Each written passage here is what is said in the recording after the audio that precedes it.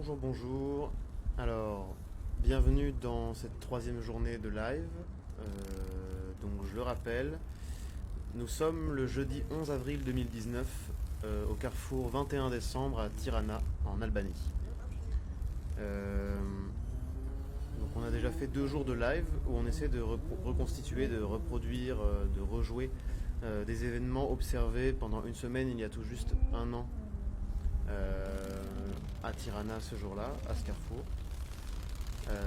Et donc on essaie de rejouer toutes les actions qui ont été enregistrées dans un script que j'ai fait à partir de ça.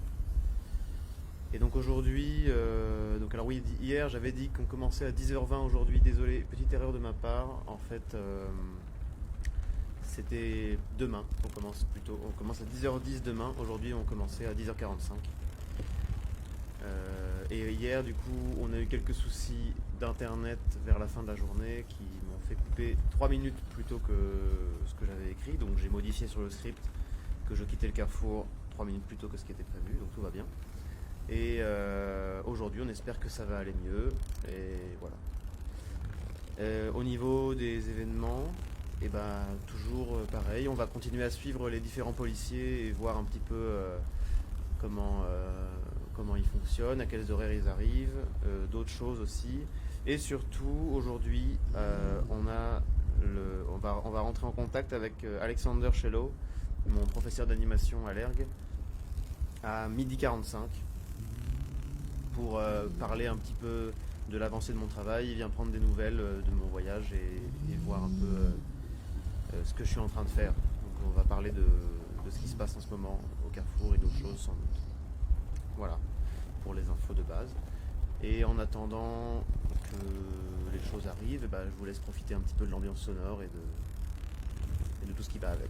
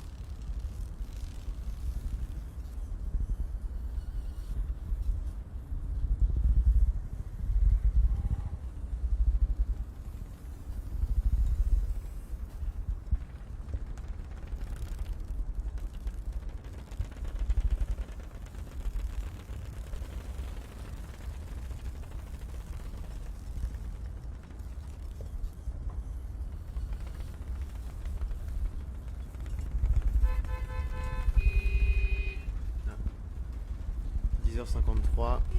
Le trafic est très dense, beaucoup de klaxons.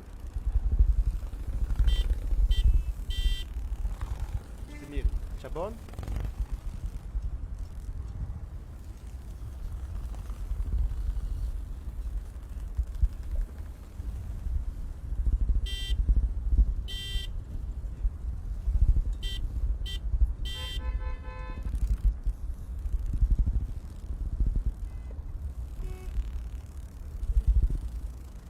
Je sais pas pourquoi le jeudi, peut-être qu'à 10h50, c'est l'heure où tout le monde va au boulot, je sais pas.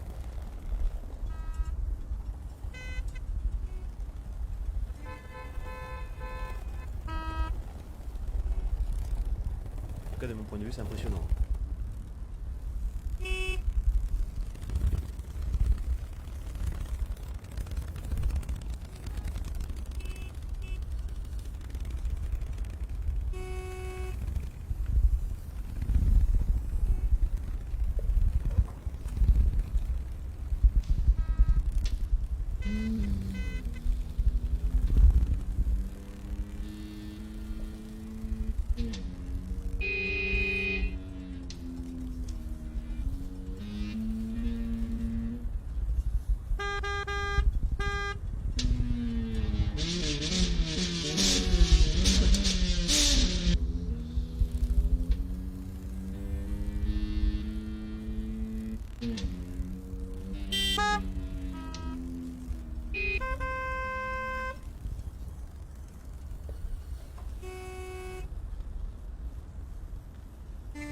Carrément une voiture de course qui est passée là.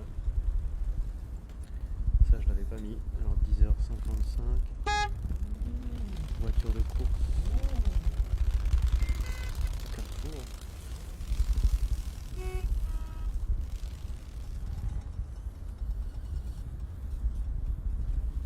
C'est assez chaotique en fait. Oh.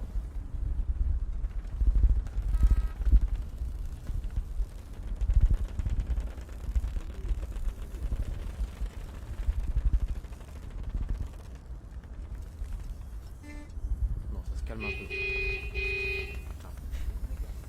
J'ai rien vu. Ouais, ça klaxonne beaucoup ce matin là. Mais ça va se calmer bientôt, j'imagine.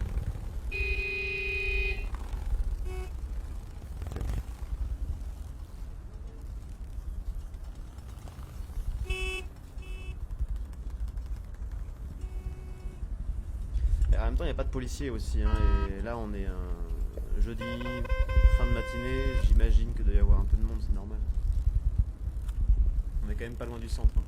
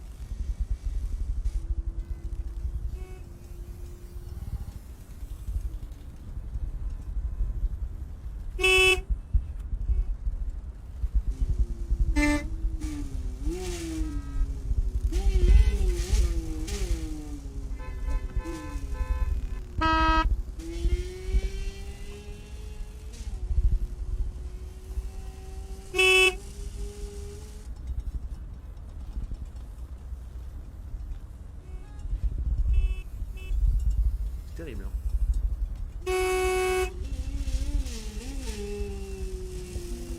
C'est surprenant d'ailleurs. Hein, c'est bientôt 10 minutes que c'est bloqué comme ça. Et il n'y a toujours pas de policiers à l'horizon.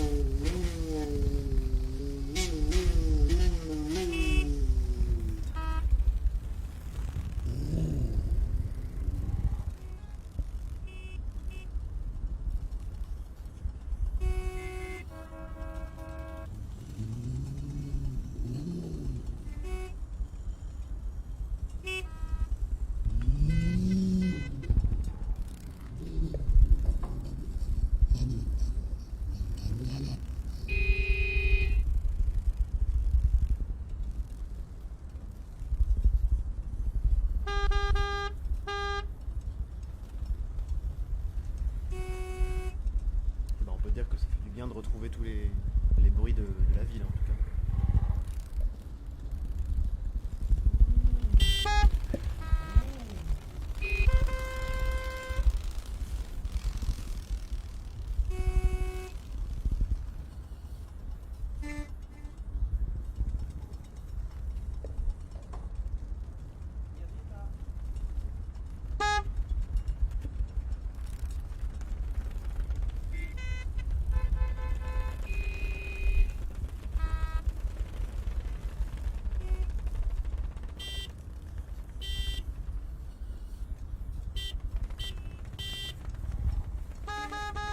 Pas de position pour régler cette affaire.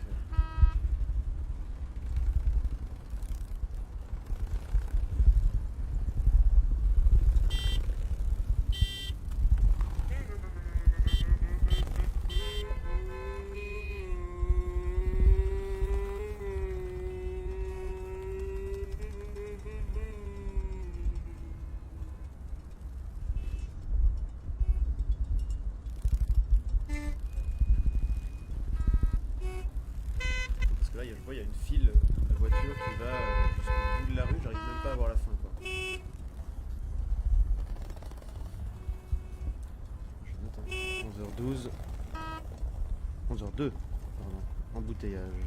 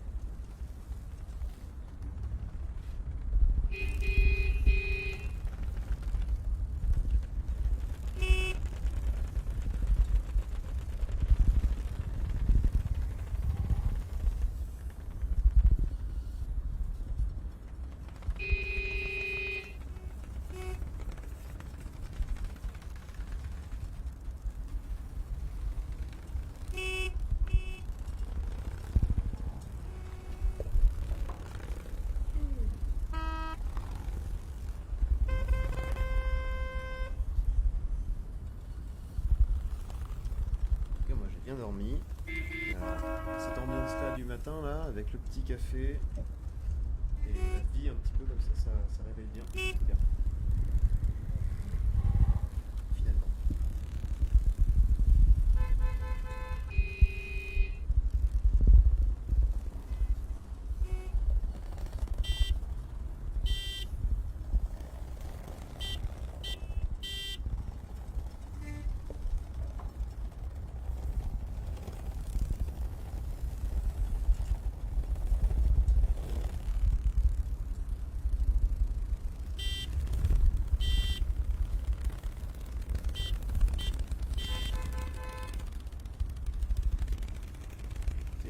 Long embouteillage. C'est la première fois que je vois ça depuis le début de la semaine, ça c'est sûr. En tout cas aussi gros. Je regardais un jour d'avant, mais je crois pas.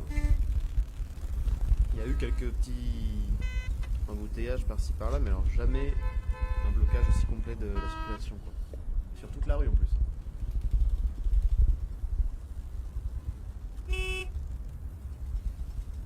Et ça n'avance pas.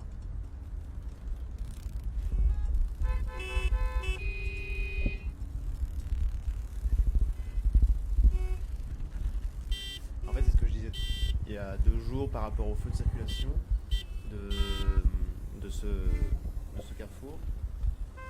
Le truc, c'est que vu que c'est toujours la même chose et que le système est toujours le même des feux, donc c'est-à-dire que peu importe le jour où on vient, on peut venir compter le nombre de secondes entre chaque fréquence de rouge et de vert selon le feu, on aura toujours le même nombre de secondes. Et en fait, ce que ça montre bien là, avec cette situation-là du blocage, c'est que s'il y a plus de monde que prévu, ou en tout cas que ce qui a été prévu pour la fréquence des feux, parce que j'imagine que la fréquence et la synchronisation des feux a dû être faite en réfléchissant à une moyenne du nombre de voitures, de passage par jour, ou selon les heures les plus affluentes. Mais quand il y a plus de monde que prévu, comme maintenant, là, et bah du coup, ce système-là, il devient complètement inutilisable parce que c'est toujours la même chose. Ça régule pas suffisamment bien cette fréquence de personnes spécifiques. Et c'est pour ça que les policiers sont importants. Et je sais pas ce qu'ils foutent d'ailleurs, ils sont pas là. Mais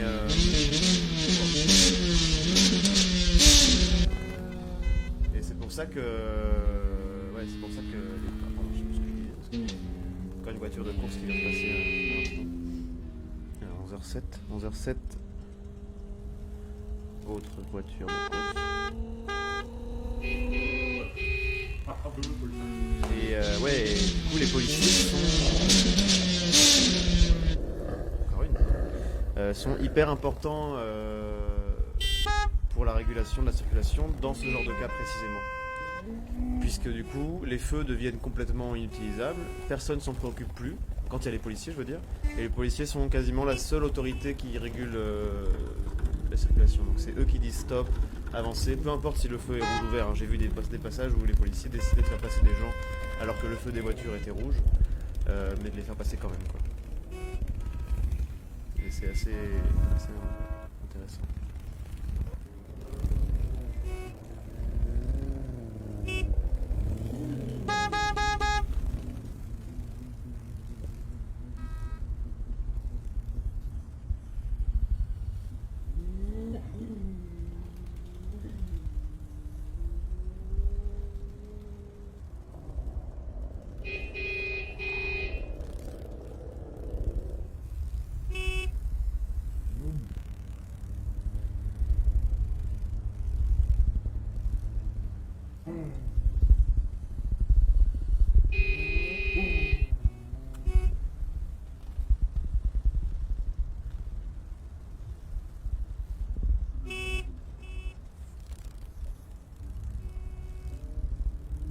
En tout cas, il y a un plus beau temps qu'hier. Ça, c'est déjà bien. Je sais pas quel temps il fait chez vous, mais moi, ici, il fait très beau.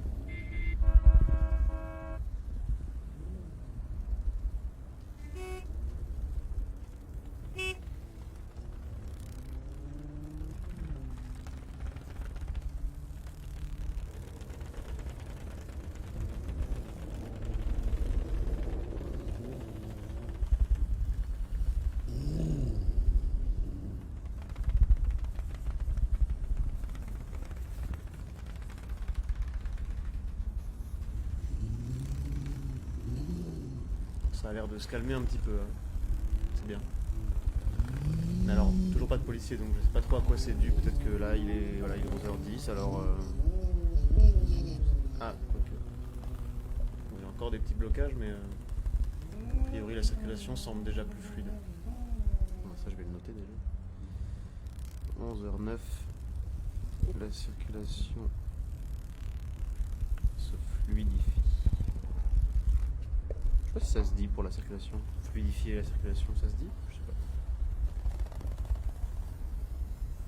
C'est pas un fluide, c'est un flux avec un X.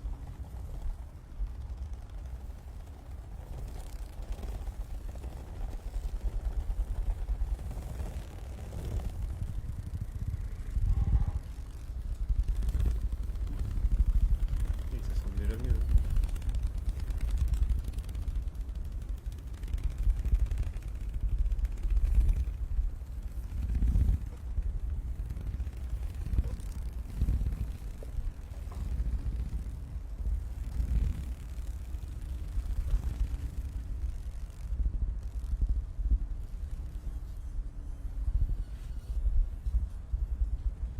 bon, bah, si ça se dit, c'est super. Eh bien, la circulation s'est bien fluidifiée. Merci Madame Urban, professeur de français, je le rappelle, et de théâtre.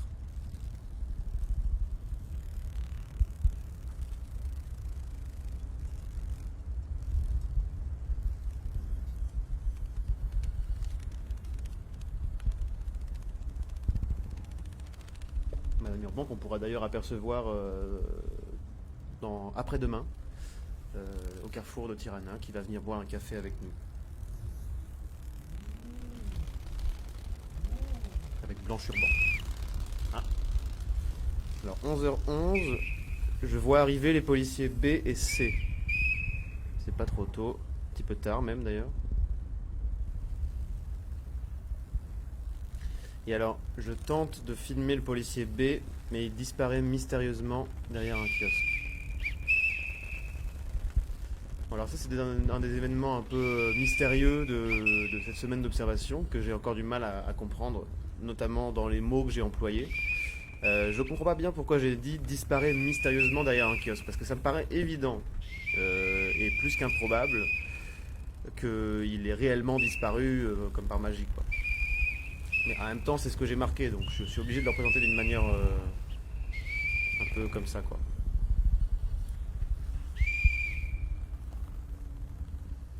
Et alors en plus, juste après, je le revois au Carrefour, 11h12, le policier B revient au Carrefour. Mais alors du coup, cette disparition mystérieuse, je ne me l'explique pas. C'est-à-dire que je devais le filmer quand il était au Carrefour. Il a dû bouger, se mettre sur le trottoir et c'est passé derrière le kiosque qu'on a vu tout à l'heure, là, qui est le kiosque qui était au Carrefour. Il a dû rentrer dans un bâtiment qui devait avoir une porte derrière ce Carrefour. Et moi, quand j'ai voulu tourner pour avoir un meilleur angle, parce que je ne pouvais pas le filmer, il y avait le kiosque entre nous deux, je ne l'ai pas trouvé. Mais ça s'est passé avec un timing qui faisait penser que potentiellement il aurait pu disparaître. Alors voilà, du coup j'ai dû trouver ça marrant et le marquer comme ça, ce qui n'est pas très précis. Et donc ce qui laisse une grande part de mystère dans l'analyse là. D'autant plus qu'il est revenu juste après, donc je comprends pas. Mais en tout cas, c'est ce que j'ai écrit. Et alors 11h13, un enfant vient me demander de l'argent. Je perds de vue le policier C.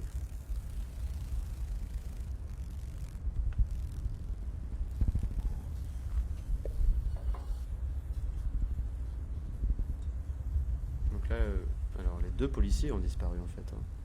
Je perds de vue les policiers C et B. Et alors cet enfant qui me demandait de l'argent, bon ça arrive de temps en temps, hein, bien sûr, c'est pas incroyable, il est dans plein de pays, bien sûr. Mais là, le truc du coup, c'est que quand il me demandait de l'argent, je me rappelle très bien m'être dit sur le moment que... Enfin, du coup, que ça m'est déconcentré de l'observation. Parce qu'il il s'est mis devant moi, en fait, et du coup, j'ai dû arrêter de filmer parce que c'était pas très poli de l'ignorer à ce point-là. Du coup, à ce moment-là, je crois que je suis retourné assez vite dans le café pour reprendre l'observation avec un angle un peu plus tranquille.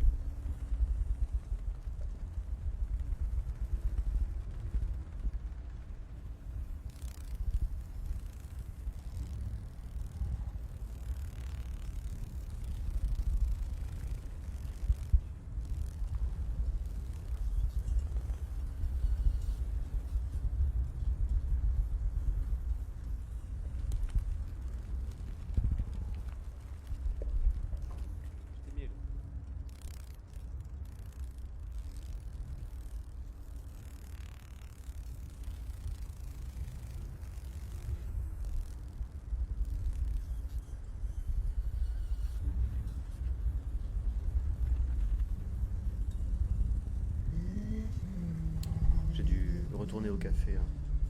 Parce que de toute façon, les policiers avaient disparu, donc ça servait à rien que j'aille dehors pour les filmer. Donc autant venir reprendre les positions.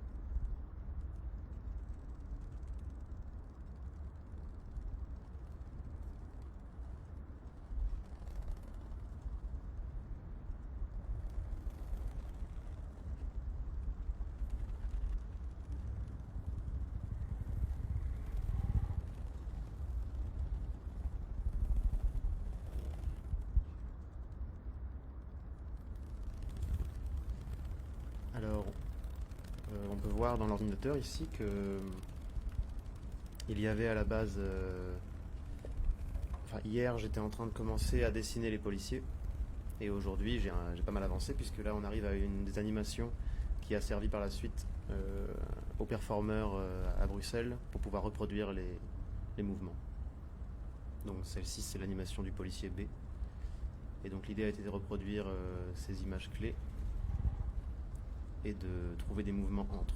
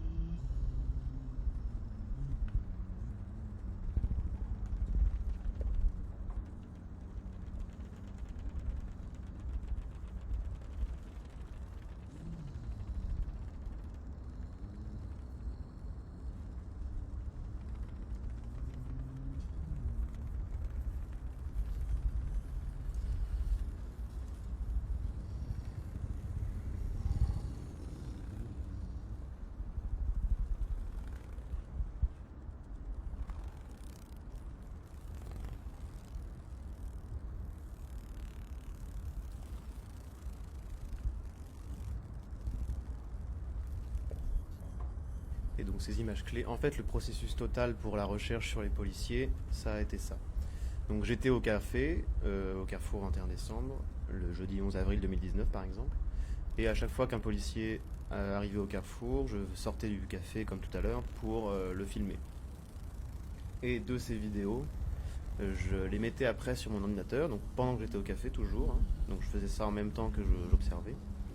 Et je redessinais par-dessus les images, donc de la rotoscopie, des plans que j'avais choisis. C'est-à-dire que je regardais la vidéo, je faisais des arrêts sur image, prenais une image qui m'intéressait, un mouvement particulier, un peu significatif.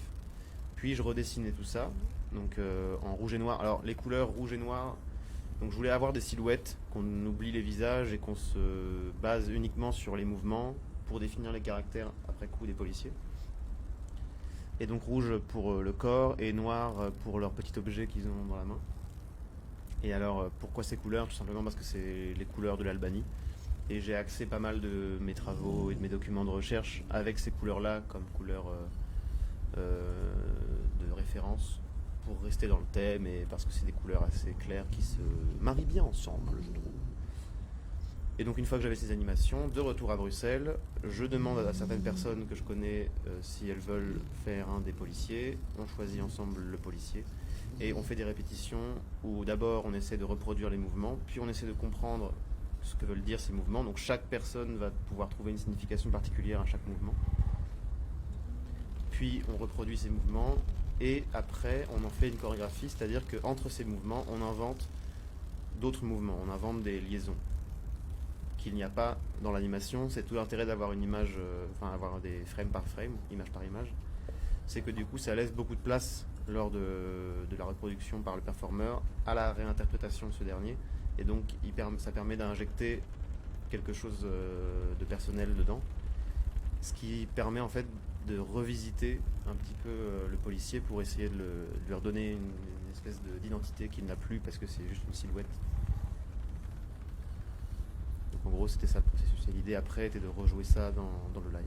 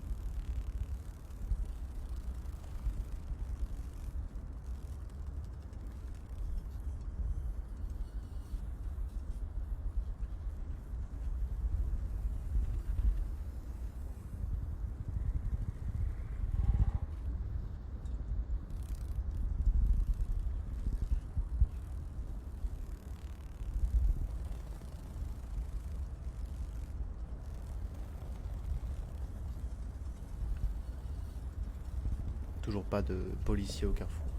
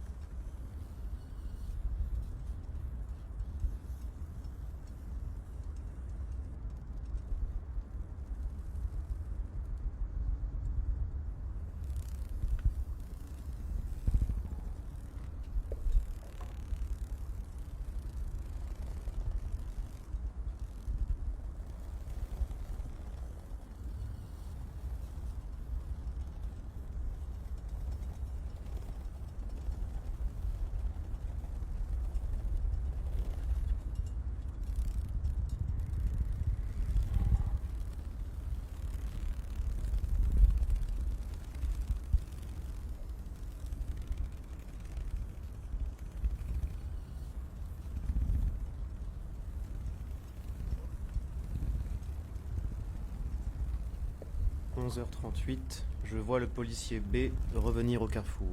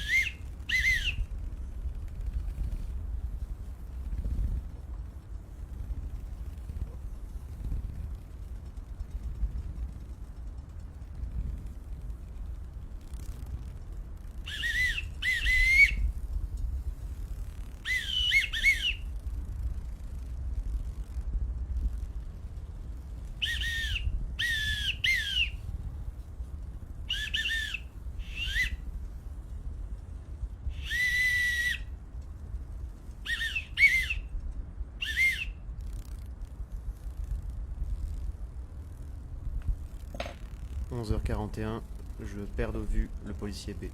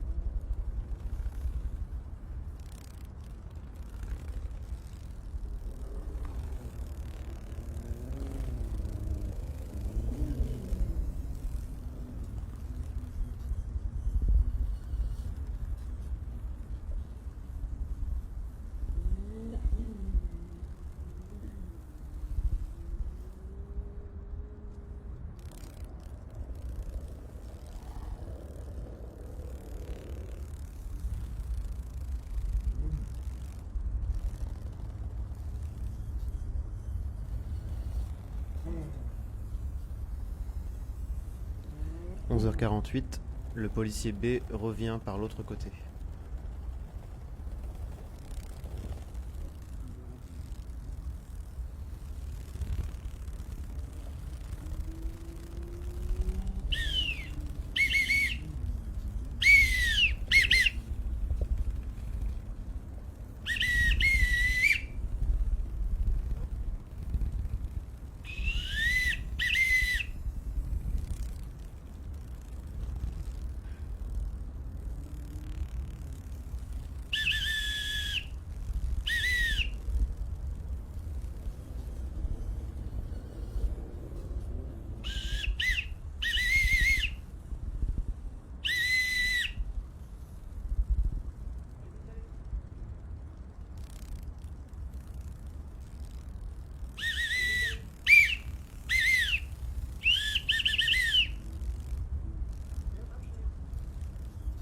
« 11h49, je repère de vue le policier B.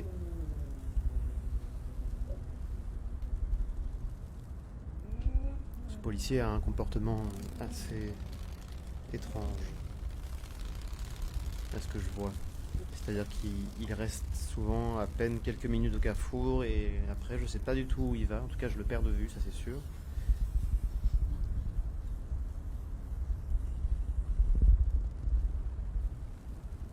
Peut-être qu'il va faire la circulation sur un autre carrefour ou sur la rue, sur une des rues qui fait le croisement du carrefour, donc je le perds de vue depuis l'angle que j'ai. Et je sais pas du tout du coup pourquoi parfois il revient au carrefour. Je me demande si vraiment ils font ça au feeling ou s'il y a une stratégie particulière.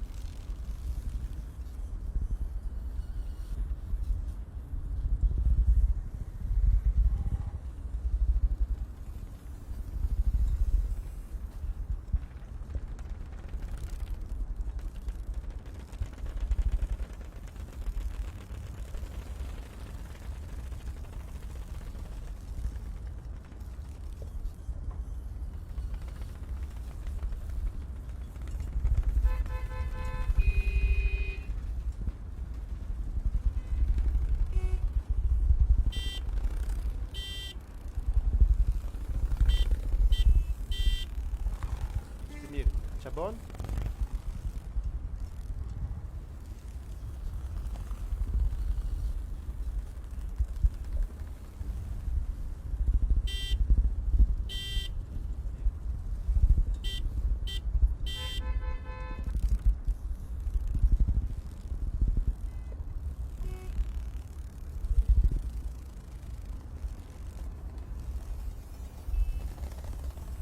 On dirait que la circulation recommence à être bloquée.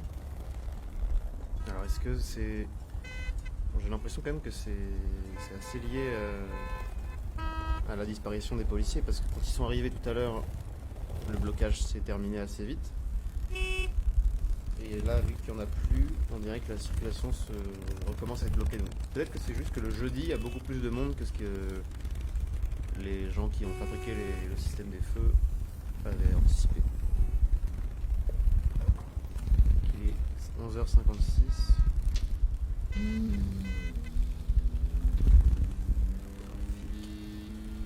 Bloqué au Carrefour.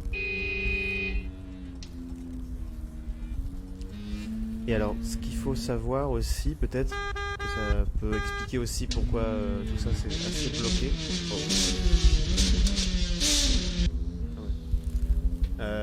C'est parce qu'aussi les rues du centre-ville de Tirana sont très petites et étroites.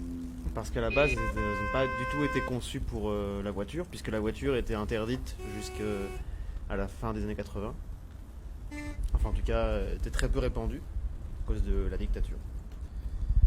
Parce que les voitures venaient pour la plupart des pays européens et des pays de l'Ouest, et que toutes les cultures de l'Ouest étaient fortement interdites en Albanie, à tel point que par exemple il fallait pas il fallait pas avoir de pantalon à une certaine hauteur ou les cheveux trop longs pour un garçon.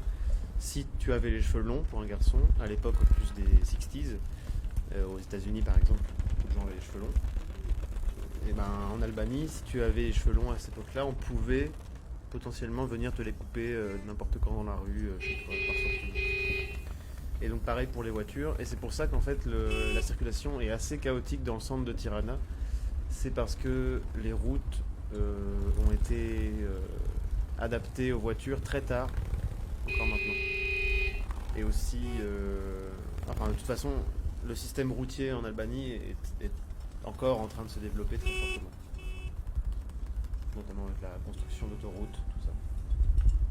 Et ça c'est assez nouveau. Et c'est aussi pour ça je pense que la circulation est tellement bloquée. Après bon, on a vu les 2 premiers jours là que le trafic était parfois un peu bloqué, mais que la plupart du temps ça allait. Donc aujourd'hui je sais pas, peut-être que le jeudi il y a plus de monde, tout simplement.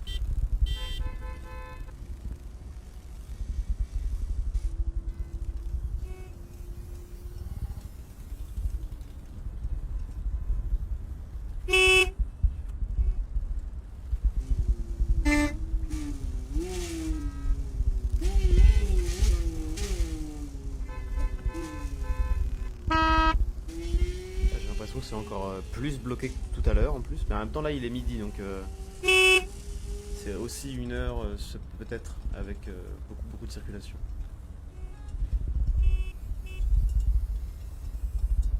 Mais en tout cas la bonne chose par rapport à tout ça, c'est que ça me permet de préciser des choses dans mon script, parce que ça, le fait qu'à 11h56 le trafic soit bloqué au Carrefour, je l'avais pas noté. Donc c'est bien, ça me permet de rajouter des éléments. Je me demande comment j'avais pu passer à côté de ça.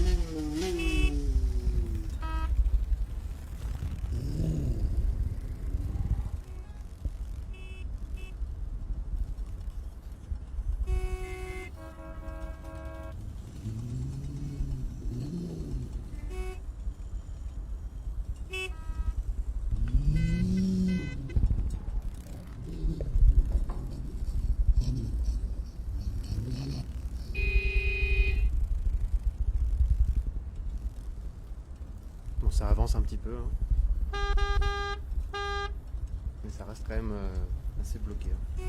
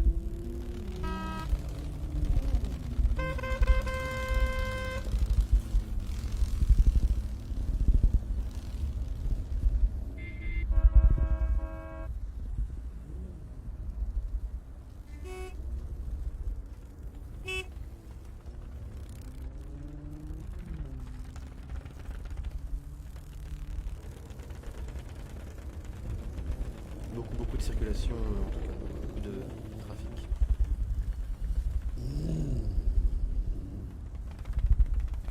Ce matin, c'est assez impressionnant.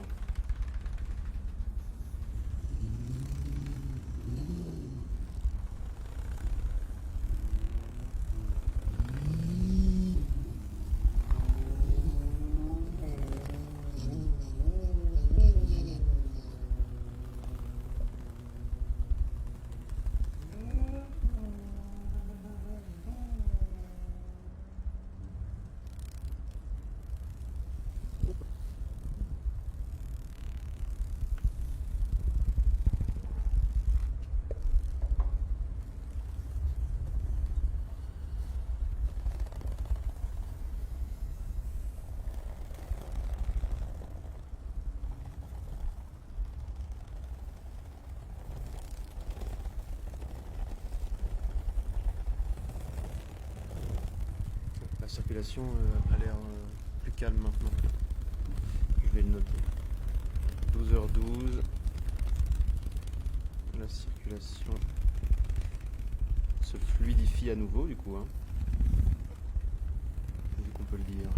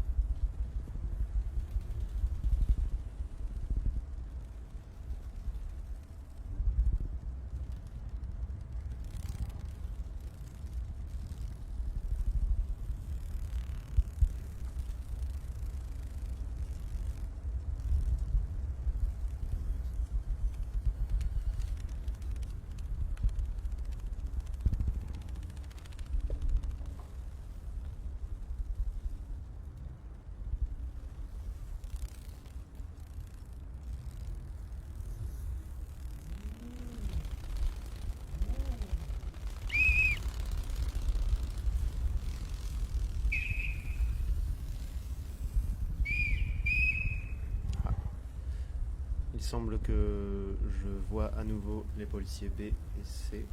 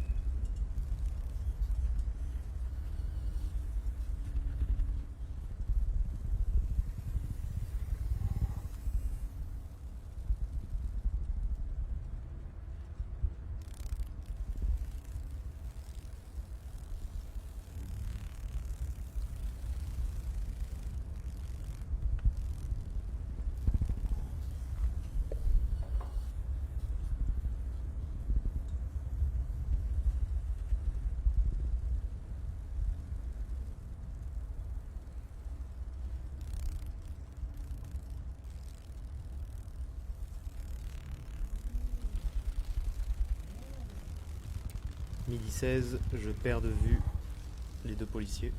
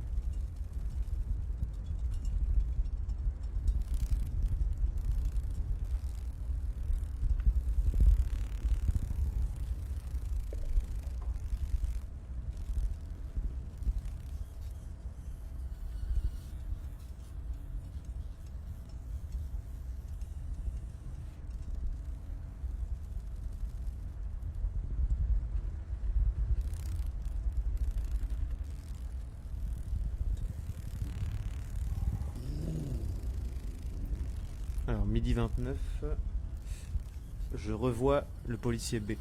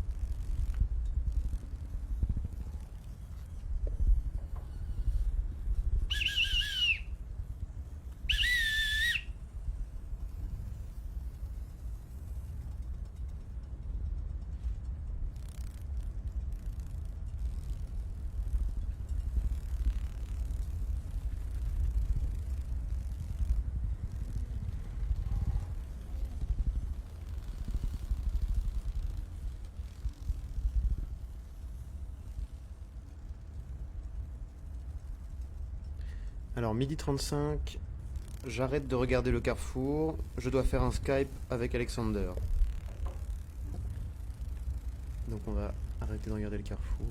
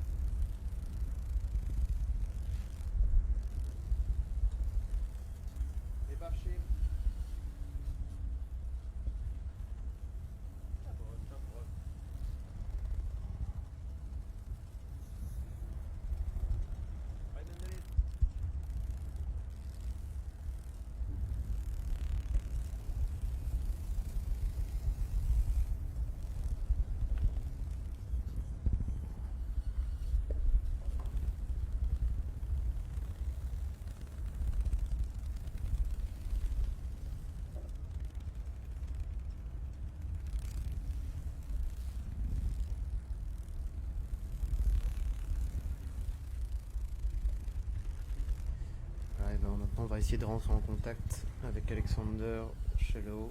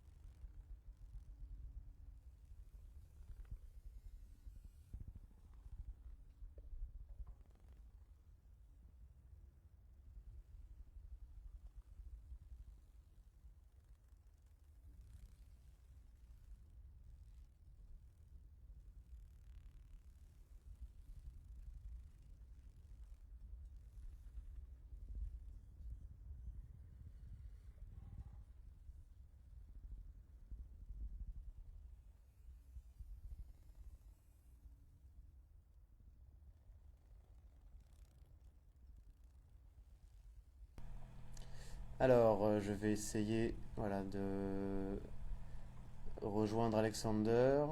On va voir si ça marche. Ça peut avoir des petites difficultés à venir parce que bah, la connexion Internet est parfois un peu compliquée de là où je suis, hein, en Albanie. Et je crois que pour Alexander, c'est aussi un peu le cas. On va voir ce qu'on peut faire. J'essaie de le joindre.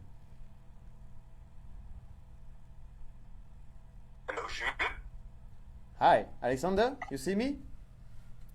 Yes. Do you hear me well? Yeah, completely. And you?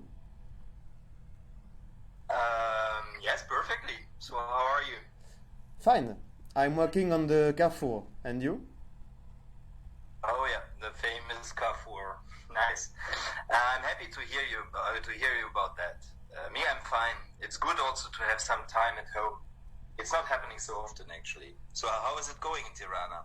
Have you finally been transformed into an Albanian guy? No, not yet. I still have some work to do before getting to this state. But yes, everything is fine here. Everybody works well, I think, and I have a lot of things to discuss. The only problem here maybe is the weather. It has been a week that it's raining all the day. A really strong rain, really impressive. Even the people from here are surprised. It's not supposed to rain so much at this period of the year. Yes, I heard. Let's hope that I will still be able to come in 2 weeks. Because of the storm, there's a lot of flights cancelled, actually. But so, tell me a bit about this Carrefour thing. Yes. So, in fact, I began to do the same thing that I already did in Brussels with the Carrefour. I chose one in Tirana, and I made some measurements of it with my body. After that, I began to do this game of trying to make a circle around the Carrefour without ever stopping. And I was really surprised when I discovered that it was possible to do so. So I began to measure the system of the traffic lights and try to understand how the circulation was working there. I also made, with all the documents I had, a video game that is working as a simulation of the Carrefour system. It's a game to train myself to be able to do the circle around the Carrefour. Yes, I remember that we spoke about all that at the time. I think you did show me some of those documents, no? Yes, I sent you some animations, video from the policemen or images, and also the plan, some pictures of my notebook. And also some of your protocols, right? I remember the visual surface of the notes that you took, actually. Yes, and also the video game I made from the walking around the Carrefour. What I remember is the animation of the policeman in a little sort of shape moving on the big white. There was the first observation of the Carrefour, the measurement I made. I did the same things that I did in Brussels. So all the things with the measurements, the video game I made with Paul, a friend of Judith. There was this interesting observation there being a fundamental difference between the Carrefour in Brussels and the one in Tirana. That traffic lights in Tirana would not sort of intelligently react, but then instead of that, the policeman will take control at a certain time, right? If the non-match between the traffic intensity and the regular system of the traffic lights regulation would be too strong, then policemen would have the actual power to take over from the lights and claim more importance in their gestures. Yes, completely. That was the main point of the observation of the Carrefour I made after. I saw that the lights in Tirana were not the same as the ones in Brussels, so they needed policemen to help when there was too many people on the Carrefour, because the lights were not following the movement. So I wanted to understand how the policemen were doing their job and how it was working. At which time were they here? What was the movement they were making? How many were they? Etc. So I began to do this week of observation to observe all the policemen, to film them and to draw them, to understand the movements. And I began to do a script with all the informations I had for each day, with the hours when they were there, and all the elements around that were for me interacting with the policemen in a sense. And now I'm in the middle of this week. I made already 2 days of observation at the moment. I'm speaking to you for those 2 days. I saw different things that I find interesting. For example, the weather is important for the policemen movements. By the way, in this moment the weather is really bad, and so there is a lot more policemen than when there is sun. And now I'm continuing my observations. I didn't ask you before, but I would like to ask you now. How did you find the Carrefour? How did you choose? Well, it's a lot of different things, because the first thing I thought when I came in Tirana was that there will be no possibility for me to do the same game that I was doing in Brussels. So in the beginning, I didn't even thought of choosing a Carrefour, because the chaos of circulation was too strong, and for me it seems too dangerous and too complicated to be able to do this game. And I thought that it was not a good idea. And so that's why also I made this performance of sitting. I wanted to try other things, because in my mind I couldn't do the Carrefour game. But at some point I just wanted to try to do the game on one Carrefour, and this Carrefour was not too far from home. That's an important characteristic. And it was also close to the center of the city, a bit in between the two things. And it was also one of the first Carrefour that you could really understand. It was not one of those Carrefour that were built in the periphery of the city. Here it was a bit more structured. And also there's a lot of Carrefour indeed in Tirana where you have either cars or people or, for instance, in the periphery there's less regularly this kind of mix that we are rather used to from here. Crossings where you have passerby, bikers, cars, cafes. Yes, that's also why I wanted to be there. It's also because there was a lot of cafe, and I remember that we already passed a lot of time with you and the others. For example, when I met Sam, I was going to search him in the center of the city, and the meeting point was this Carrefour. I also met Jordana there for the first time.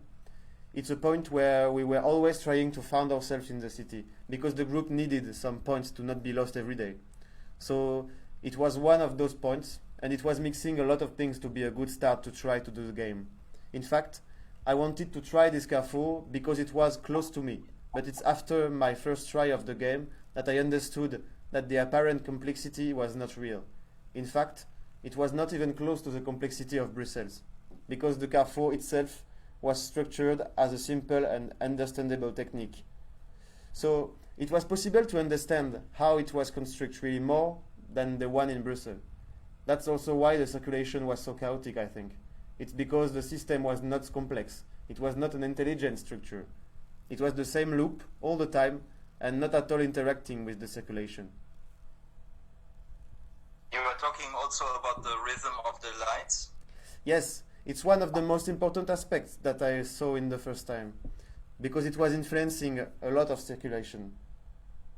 It's true, and this is what impacts the presence of the policeman, obviously. It's interesting because I never noticed that Tirana traffic was actually not regulated according to the density of the traffic, but with a kind of regular system, which I guess doesn't in fact reduce complexity, but transfers it to the human being intervention. Yes, that's one thing that you can only see if you are playing with your body, experimenting this circulation and this rhythm in a particular way of putting your body. That was the point of the game of turning around the Carrefour and never stopping. I think there's different aspects, no? A particular kind of attention or a physical intervention through your body, but also an idea of spending time and putting your physical body where you're actually not supposed to put and keep it that amount of time, normally. Yes, completely. And that's why also you never really see this construction. It's because you are at the Carrefour enough time to see that. For me, to understand the rhythm of the traffic lights, I had to go there every day for 2 weeks and to calculate the lights and to watch them in parallel and to see how it was working all together. And only after that, redoing this video game, I understood that it was the same loop turning again and again. But it's also a performance in a sense, because I was always in an absurd posture inside this Carrefour, watching the lights with my notebook during 2 weeks, counting the seconds and turning all around the place. But there is something I reflected a lot after that about the traffic lights. I made a comparison between the system in Tirana and the one in Brussels. I began a reflection about this idea that maybe the chaos of the circulation in Tirana is really strong also because the car drivers, for example, feels that the technology that is regulating them is less strong than them, and so they affirm the liberty of passing through because they feel that the Carrefour is not interacting with them. Might be that, but I mean, also Tirana is a context where all the order systems that sort of regulate daily life are relatively young, relatively unestablished. There might be an under-complexity of an order system in certain ways as well. Also, I think that there's something about the culture or a certain way of interaction in public space that here immediately resonates in my mind. We were talking about the way to handle the traffic situation, saying that there is a technical system that is deliberately unintelligent, so to speak. And then it's the human interaction that actually takes over at a certain point. This creates a chaos in one way, but it also creates a particular kind of proper interaction. I mean, I guess the policemen are not just giving signs, but as I know the traffic and actually more generally the communication in Tirana, it means that they rather talk to cars that drive by, and I don't know, it's interesting. Because it's a bit like when you look at the implementation of an address system some 10, 20 years ago there, which was so complicated at the beginning. People were used to the fact that the guy who brings the letters would not refer to the actual addresses and accordingly put them in a letterbox. More commonly, he would go to the kiosk or local cafe and he would talk to the guy in the kiosk and show him the letters to find every adressat in the neighborhood. Those local practices were an aspect of why the all-over realization of an Albanian address system by international agencies has been so incredibly complicated. While from our perspective, there's something obvious to the abstraction of linking one person with a city, a street, and a number. What I mean, there's this enormous amount of interaction that we can maybe not, or at least not only describe as an outcome of a dysfunctionality of an order system, but it's actually a form of a culture that also properly contradicts a certain order system that we share in our context. It's interesting to think about that, I think. You know, what it creates in terms of performance or concretely the way the policemen on the Carrefour are actually interacting with the people. Yes, and I was thinking about that because of the presence of the policemen. That it's really changing all the circulation rhythm because they are watching what is happening in the circulation. What are the problems with the different flow? And that's what is really surprising. The lights are still working, but nobody cares about them. Yes, they would never ever work in another country in Europe, right? Yes, completely. Imagine, this would happen in Germany or Belgium or France. If the lights were running, we would always give the priority to them, ever before to a person who's evidently and actually regulating the traffic, right? Yes, right, but it's also because the system of regulation in Brussels, for example, is so well done. People are used to it so much that they don't see it. We don't have a clear conscience of it anymore. I mean, there is a sort of Foucault-like observation, you know, that there is a form of abstraction somehow that makes us believe in a justified way to deal with the situation, right? Or we cannot really negotiate a form of subjectivity of this because we believe, okay, it's a technical system that is kind of intelligent but rational. It lacks the subjectivity of a policeman who might just prefer, I don't know, a certain kind of car or being sympathetic or antipathetic with the person who's driving there, I don't know. I think there's really a contradiction of different kinds of order systems, not just more developed or less developed. I mean, this is the way we tend to see it because we have a very particular logic or systematic in mind. As we say, system, we are trained to it. It's interesting because the tension that it creates, that the traffic lights might not be of absolute power in there for the driving process, it might create an attention that in turn could even reduce the amount of accidents, right? I remember that Harry Collins in his Tacit and Explicit Knowledge was stating the argument in relation to that, let me think, defining his notion of tacit knowledge, you know, this division between explicit and tacit knowledge, the one that you can put into words, and one, on the other hand, a knowledge that is more like a how-to-do sort of knowledge. Basically not reducible to verbal concepts. So he was saying that the classical definition of tacit knowledge, the how-to-do knowledge, is, for example, riding a bike.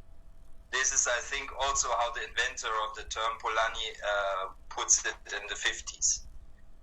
He says that you could talk forever to a person, but this person would never learn how to ride a bike if this person is not actually training, which is practicing to ride a bike. Because what you do with your muscular system is too complex, basically. This is a definition of Polanyi, but Collins came later and said, yes, but we are not sure about an absolute distinction, whether an absolute distinction is possible like this. It might be that if you put enough rules, talk your whole life, for example, a thing like riding a bike might still be possible to learn just through language. The real, structurally impossible, on the contrary, is the social knowledge that you cannot learn just through language, which, to stay with the example, is not just riding a bike, but it would be riding a bike in China, for example. And it is exactly this kind of thing that we are discussing right now, that is something that is so complex, and I think it is particularly in this regard that I find it very interesting how you invest properly your own body in the research situation. We can say that we are not able to intellectually understand how a situation in Tirana functions, right? We are foreigners, we cannot learn fast and deep enough, but by investing our body in the situation, on the other hand, we can have a kind of very simple sort of phenomenological approach. How do you spend time and space there? Your body builds a form of resistance to the space and to the flow of time, and this sort of crystallizes like a catalyst, a form of knowledge that is very basic, though over complex. Could we call it a way of understanding a context? Namely, by keeping the distance, by keeping the foreignness of the physicality. That was also the idea I had when I went to draw and to film the policeman. It's really about language and body. And the absurd idea I had, but in a conscious way, was to try to define the language of the policemen without asking them, just by observing and reworking on this and try to define some words with the body.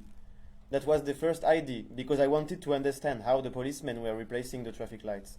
But it's not possible to really feel the instinctive way people interact with the policemen and how the policemen are also interacting with the traffic lights, the Carrefour and the people. Because there is something very simple in the gesture, but also very instinctive, that cannot really be compared to a language structure. You cannot define an alphabet of the policeman gestures. It points in that sense to a non-simpleness of such simple thing. Because the policemen who are acting out certain movements that are also transferred to them, it is not only their performance, so to speak. It is a sign system that, or its basis at least, has been passed to them. But then, of course, how do they perform it? If they actually perform it, it becomes their performance, right? Because they physically enact it. And it relates very much to their bodies, to each of their bodies, and to their individual context also. In this moment, what we see becomes immediately over complex, unhandable, and in fact something that is no longer readable. Now, this is very interesting, this idea of you observing this. You extract again a sign, but not from the original source, which evidently could not even be kept as a concept here. You take it actually from the body of the policeman, more precisely from your observation of it. And it is this sign that gets reactualized through an interpretation, again, by other people. Yes, that's really the way to understand more efficiently the language that they are using. Because when I was there, at some point I asked one of the policemen to explain me what was the meaning of their language and how they were learning it. And he said that every policeman is learning the language by himself, in watching the others. It's a kind of oral language transfer. Oh, okay, I didn't know. So how do they do that? I mean, you have a training session where one is enacting the movement and the others are doing it as well, a kind of choreography session? In fact, I don't really know. I think they also have explanations a lot in class, but for the language learning itself, I think there is always two policemen in the Carrefour, one with no experience and one who is more experienced. That would be beautiful to see this system over time, actually. Like, if you would come in 10 years again, probably the sign of the movement system would have deliberately changed through this oral sort of transmission. Yes. And the funny thing is also that between one policeman and another, it's sometimes a bit different. And you can really feel that when you are trying to learn those movements with other people, all the performers who are trying to redo the gestures have different ways to understand the meaning of the language. And it's really interesting to see this development. That's why also I wanted to have it learned one by one. We just had one collective session with the policemen at the end, just before the confinement, but during 6 months, before they learned all the movements themselves, without seeing what the other were doing. And we were really happy to see that the policemen were very different at the end. There was different characters, different gestures coming out of this. Coming back to the talk at the time when we had this Skype session that we are now reenacting the first time, I think We intensely discussed this question of investing your physical body in the situation, to be this sort of foreign body that spends time in one place for such a long time. Again, a place that is not supposed to be done for spending a week there, basically. Another aspect is that beside having an impact on the body and its communication itself, it also creates reaction in the context, right? You're not just an abstract point of observation, far from that, actually, based particularly in your foreign clumsiness. But you are a body in the space that heavily influences the functioning of the place itself. So one thing I remember we talked about was also the reaction of the policemen on your observations, or what kind of strategies you would find to not be seen while you were watching, and how to even use those hiding postures, Basically the feedback influence you have on the context. But this discussion was a bit later, because when I spoke first about that during this week of the Carrefour observation, I was not yet, because it was only after this week I began to do some filatures. You mean you were later following the people? Yes, following, and at this moment I began also to try to recognize the policemen in all the city. You remember this little game to try to remember the faces of the policemen and to see where they were. But during this week, it was not yet the moment when they began to really interact with me. And after, when they saw me in different places, watching them always with my camera and in the same clothes, it began to be a bit more complicated, but a bit more interesting also, because they recognized me and I had to find strategies to not be recognized, to change my clothes over every 1 hour, to try to watch them without being seen. But in this moment of the Skype, it was yet more simple, because there were so many people that I could really be there, film them, and nobody would really know. But I think what I spoke to you about at this time, it was rather this thing to always go out of the cafe to film them, and how it changed a lot of situation in the cafe itself. People were watching me in a different way, interacting with me really more, so that was changing the situation. But it's important too, because now in the performance I want that there is a lot of things happening in the cafe. This thing of the cafe and the change of interaction with people, it changed a lot. It changed also a lot the way I was watching the Carrefour, and it had an impact also a lot on the way that I made the script that I want to reenact now. Yes, but it points to a very general observation, but general but relevant nevertheless. One that I think has a heavy influence in your script. The primary script that you took was based also on the fact that actually one cannot observe and record in the very same time properly. So it is a bit like either you are in the physical body observer position, or you are in the position of recording, tracing, writing, unavoidably reflecting, and thus distancing from the very situation. So I guess you can sort of create tools or protocols to oscillate very fast between the two, but I think it is kind of structurally impossible to perform both at the same time. Another point is, this is something else that we spoke about during this Skype. Now I remember you mentioned this cafe interaction and the fact that you stepped out of the general crowd in the cafe because you followed this protocol of repetitive recording and stuff. I remember I told you at this point, this time, about the research of a friend, Lars Prayers, about the sociologist observing ticket machines and interactions of people with them in a train station. His practice quite relates to your observation, though from a completely different perspective, as he focused on the general aspect of a relation of action, perception, space construction in those stations. For example, how what he called an envelope of a person changed by passing at the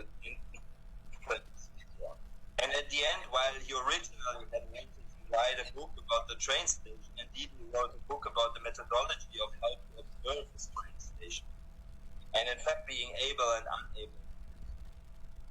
It's actually more a book about his own position and imposition, and how this position actually becomes one of the main motors of the situation somehow. But that's funny, because I think it's really what you feel when you are trying to do something about observing. That if you want to be sincere, you always end up by writing about your own observations. Because you feel that you cannot say anything else that would be true or that would be sincere in that position. Yes, and it's evident that somehow with the system of body as a measure instrument in space and by the logic of your particular attention, there's a question of a kind of radical subjectivity. So, yes, I think it makes sense. And I think it's interesting is, what does all this mean? What does it produce? Does it end up by becoming exclusively such a strong form of subjectivity, even some kind of masturbation in the sense that at the end you kind of abuse the Carrefour to talk about yourself? Or do you abuse yourself to talk about the Carrefour? Well, there is something here. Like, this brings us back to the central point of what actual way do you perform in or interact with such a group. Here we go. You are this person coming to the Carrefour, and first of all you understand the general system, but also you understand nothing. For example, because you don't know the systematic of it, and or you can even less read the reaction of the policeman and any random person who's more close to the context. For example, speaking in a day. Well, according to the previous discussion, this is a question. Anyway, I think it's interesting to see this also in the reaction. Yes, the hypothesis. Yes, but then maybe this sort of phenomenology of the body, of one's own attention system might, maybe, to be honest, it might be the only way to enter a context. Finally, what does it mean to be from a context? For example, if you go on the street right in front of your apartment or to the kiosk around your corner, in comparison, do you then share the same context with what is happening in those places? Obviously not, right? Yes, it's completely that. And in the context of Tirana and the Albanian history, those aspects made me think a lot about the spying attitude. I was seeing some similarities between my observer position and the spying history of the dictatorship.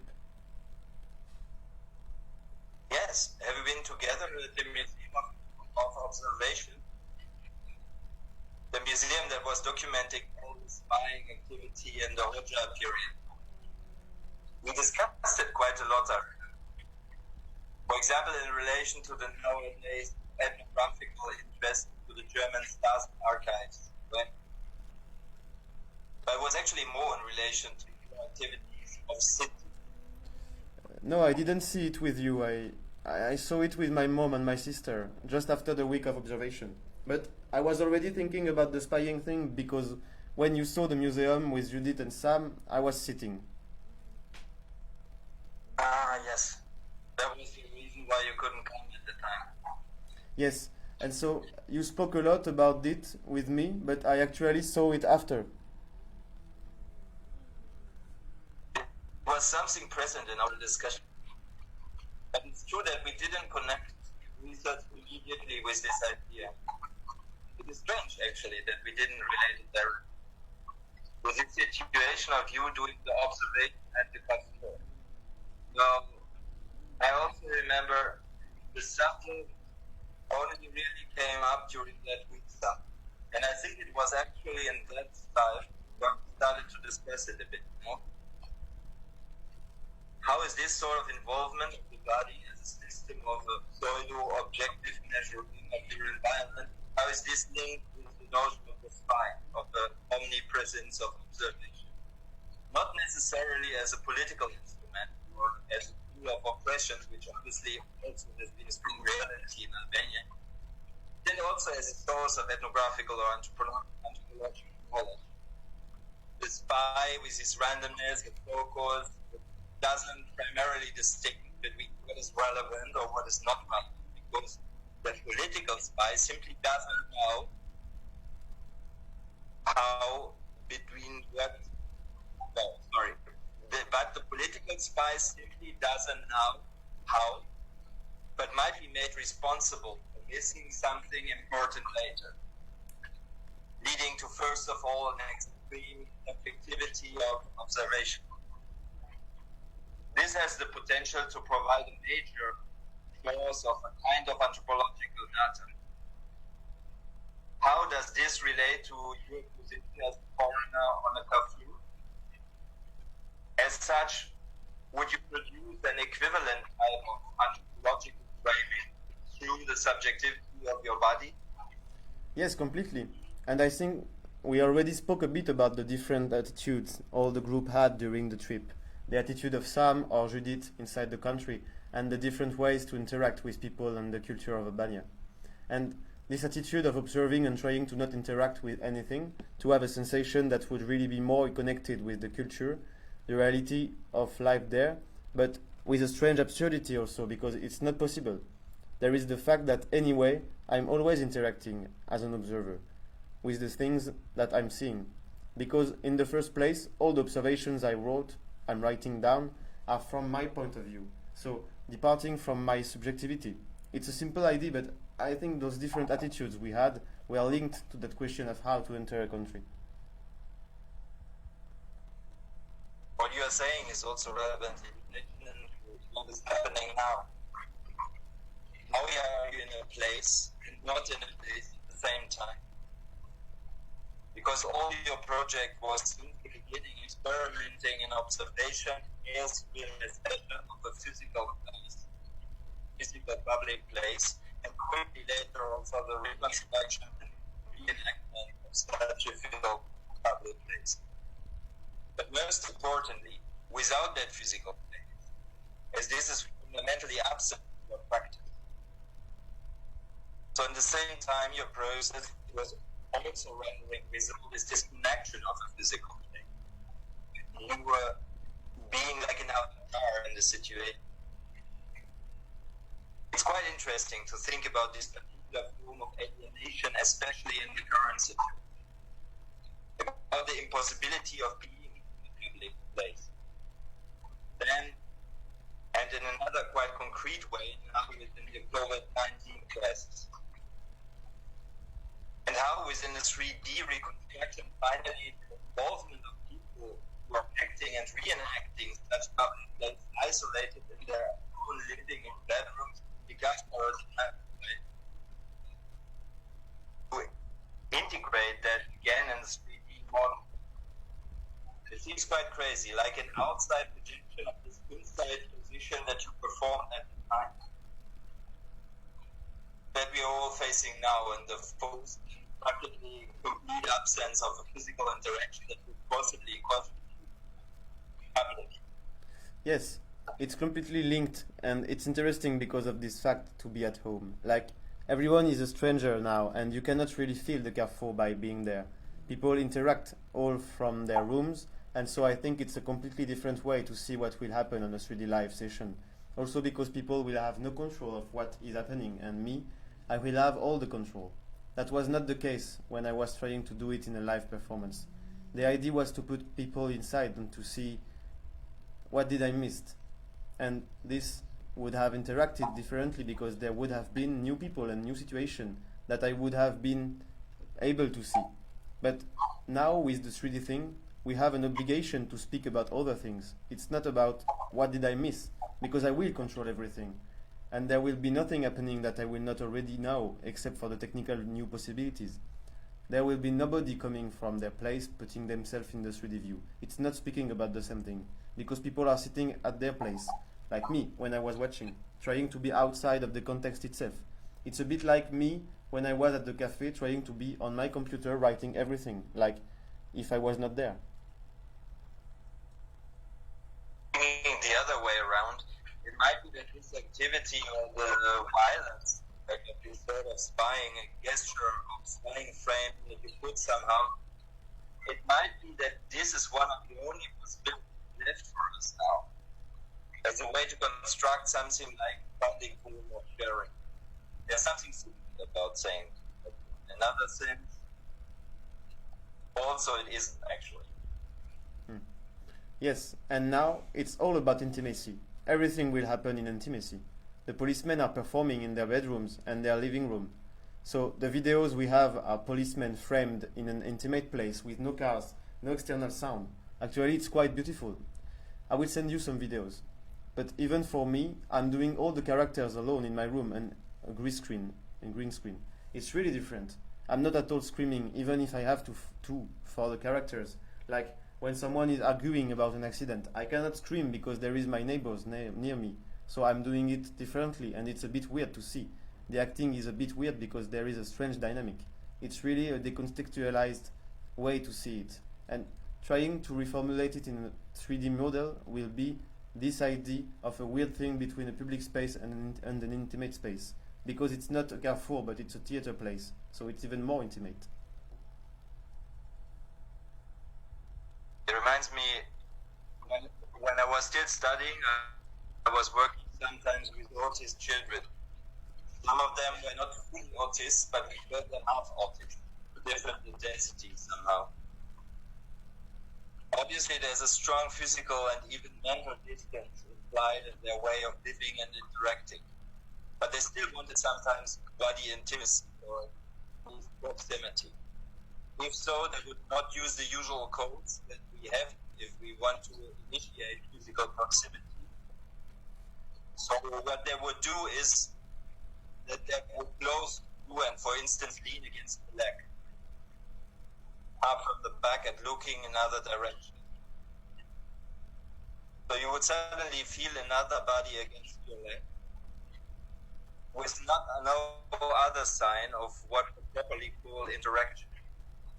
However, bring physical surfaces of bodies together. I think, well, I don't exactly know why I'm telling you this, but I think somehow this autist gesture, it might be quite related to the position of sitting between intimacy and public we are talking about. Yes, and something interesting about what you say with the children is, I think, when they do that, it's also seeing you as an object of a human, not as a human, more as an object that signifies interaction. It is also the way I see the performing people, in a way. It's a bit weird to say, but the policemen performers, it's more about an object of authority, doing circulation, than a real character. It's more seeing them as a function. And the idea of abusing those inside views that are provided by people and that can put into the models of handled as object frames in the software device. In this idea, there's something quite close to right now. Another strong... Oh, sorry, Sue. Another strong aspect is about the question, what is missing? The observation protocol is obviously, there's evidently more what is not told than what is actually told. And I guess there's a certain haptic relation between those apparent gaps in relation to the idea of object frames that are separated and handled in a sort of extremely fragmentary way. Yes, and this time I was really thinking about the functionment of the Carrefour. So seeing the policemen as parts of this function. So the idea was, how does it work? But now, with all the time passed before the reenactment, it's more how to make it functional. It's not just what did I miss, but more about how do I transform what I saw. Not even for me, because the most important thing in this work is the collectivity. Because the people who are working with me are actually doing 80% of the work.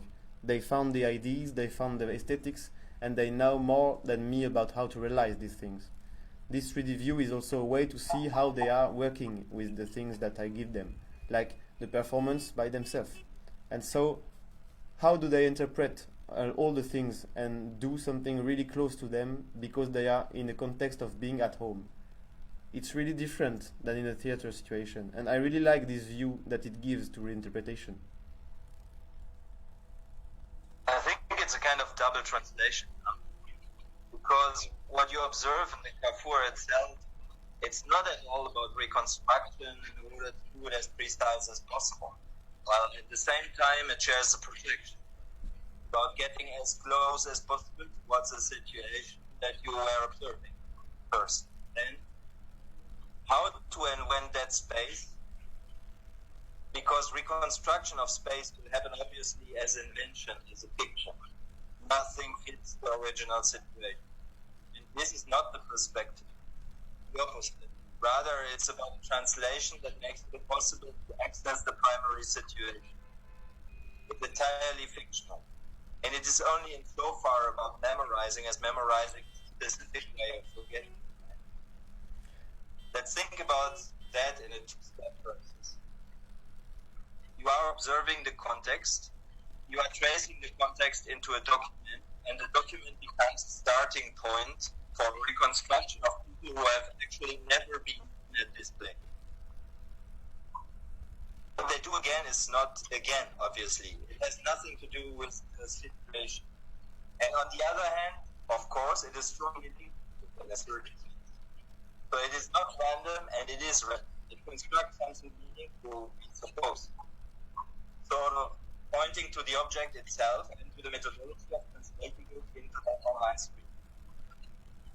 Yes, sure. And all the game of the project is to see how to have the attitude, believing that we are going to do the same thing. Because nobody was there except me, and even when I was there, I was not really able to see what happened. So the only thing that we can do is to try to play as we are trying to do the same thing. But in doing that, it's obviously taking us in another place and in another situation, and it's building things differently. That is no longer a Carrefour in Tirana, actually. Yes, there's a need to believe or to imagine this motivation to get as close as possible to a point. And at the same time, obviously, all the game is fictionalization on multiple levels.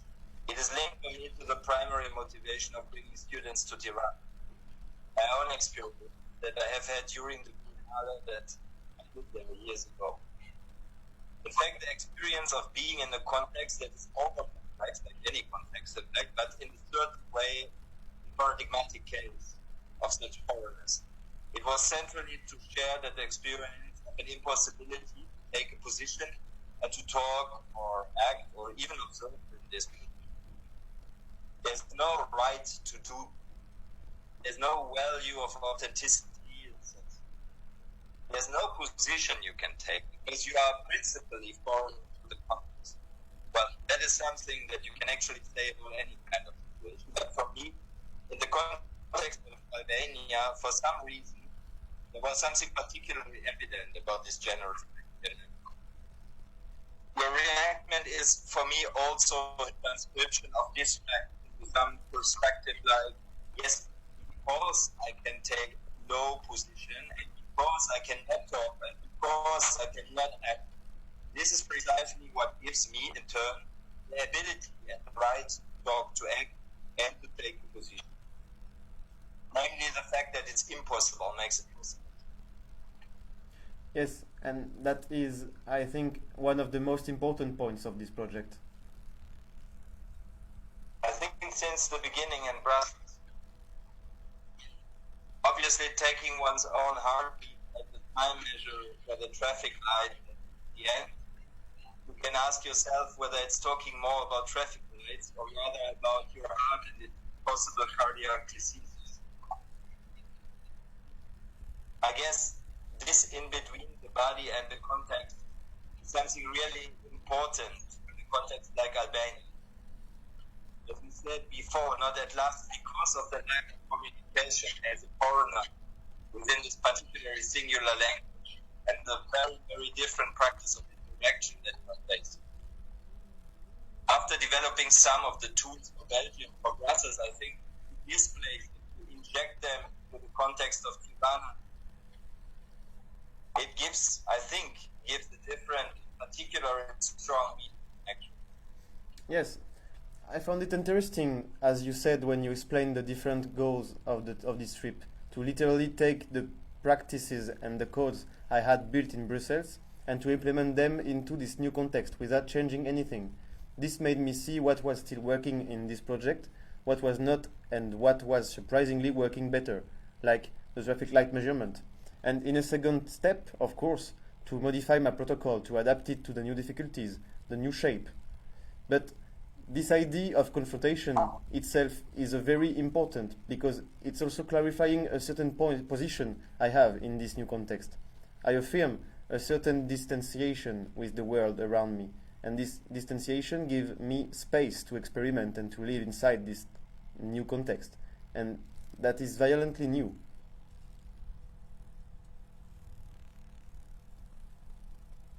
There are different ways to understand this point of the displacement of instructions, which for me is one of the most central methods that I will try to describe my approach to teaching on the environment.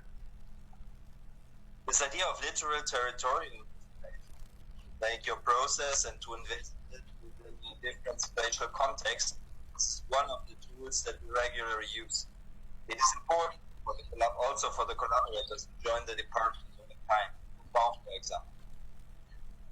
One could say that it is basically kind of crystallizing what we try to develop in the school.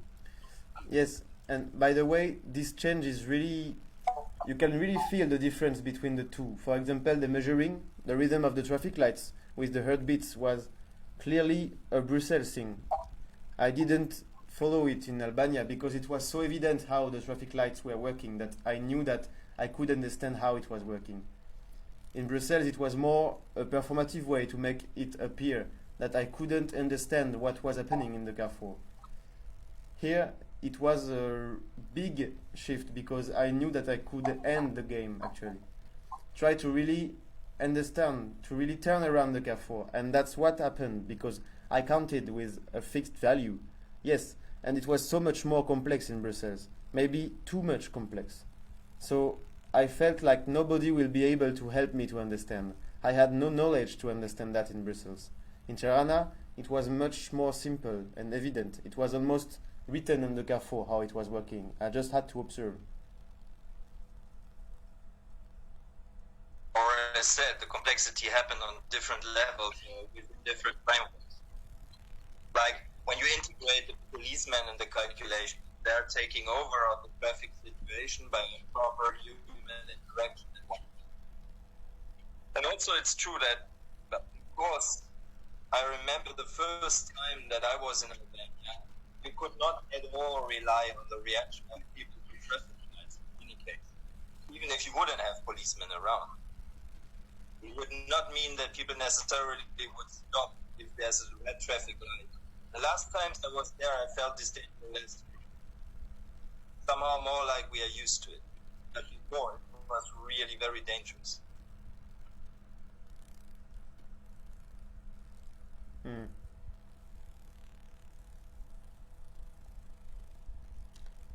Yes, it's also because it's interesting to see it as a research, a form of scientific research. To be able now with the reenactment, because it's also the point of the reenactment to understand where I was not good at, what I didn't see, what I missed, and how my position itself was not really precise, and to find a way to precise it in the future also. That's also why the reenactment is important here. It's to simulate the same thing, to understand how to put my body in another position, to be able to observe more precisely the situation. It is a bit out of the frame of this sort of reenactment of the talk, but I think it could be interesting to discuss this part. I'm curious what you are thinking about when you say that you were not precise in certain ways in your position. I say this because the imprecision of your position is a part of the game in a certain way. If I think of a sort of randomness, for example, how observation notes appear in the timeline, I mean, there's actually more holes than content at the end. I was more speaking about the fact that the things I wrote are sometimes surprising. It seems I was not really sure of what to see, and so I put a lot of notes in my script that are really quite related to the observation I wanted to have about the comparison of the Carrefour. Why did I write this? But it's really interesting to see why and to try to understand what I was trying to say with these observations. That's what I'm telling with the imprecision of the observation. It's just that I'm not quite sure of the position I had there. I had no clear position, and I need to see what was this in clear position. I mean, defining a precise position is also, of course, always a kind of narrative that we put on something else. We sort of rethink ourselves into the situation, we construct the frame makes sense. In a narrative, as an architecture of the situation. If this kind of memory work actually starts right away when one moment passes, and thus as memory is part of what we perceive as the perception itself already, it is the question whether we can possibly think about such clear position in a present moment, or whether that's always something that is coming up in a sort of post-production of what we call a situation somehow. But so yes, I'm sure what else, I'm not sure what else we spoke in this guy. Well, I think we just ended the discussion with some goodbyes and good work. But before, I would have a question anyway. Yeah. I don't think we spoke about it during the Skype we had at the time, but I would be interested to hear a bit more about the reasons why you brought students different times to Albania, specifically. Well, as mentioned before, for me it is based on two aspects. One is my own experience in Albania. I started with my invitation to realize a project for the Biennale. It was around 2007, I think. Of course, Albania has a very particular position concerning a mental consciousness or unconsciousness of us Europeans, or more generally, Albania understanding, which is more or less a form of absence or even inexistence, I would say. It might have changed a bit since, but it was still relatively constitution of the new Albanian state. Okay, it already started in the early 90s, but then there was a big economical crisis in Albania, the pirates, etc. So the only fragments and images that could have been in my mind, and I think that might have been rather representative ignorance, were a few of those riot pics from the news of the mid-90s. Otherwise, there's really a black hole that follows this period of enormous isolation during the Hoxha dictatorship. We talk here about an almost complete disconnection of Albania from an outside world, even the communist outside world. This absence of an outside view led to the situation that Albania was this country that doesn't exist. Later, this became one subject in my own process there, but in the beginning, it was just a lack of.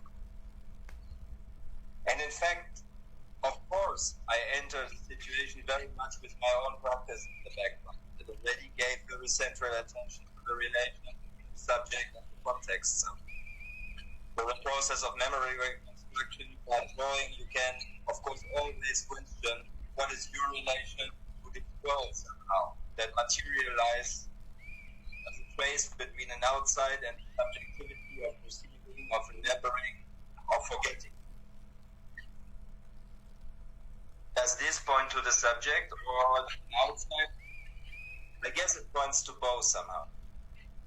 But this position obviously is highly questioned, and it is always contaminated by strong ethical questions, like the one, what position you can take there to observe and to reconstruct. As we discussed before, such ethics of observation, of recording, of taking place actually while they're on the table, wherever you research, here they seem to gain a particular evidence, in my view, or rather in my experience, a strong experience of not knowing how to find a position to act, or even to perceive in a certain sense. So this is one part of the answer, and on the other side, there's this aspect of teaching, learning, which is fundamental, the idea of displacement that I was.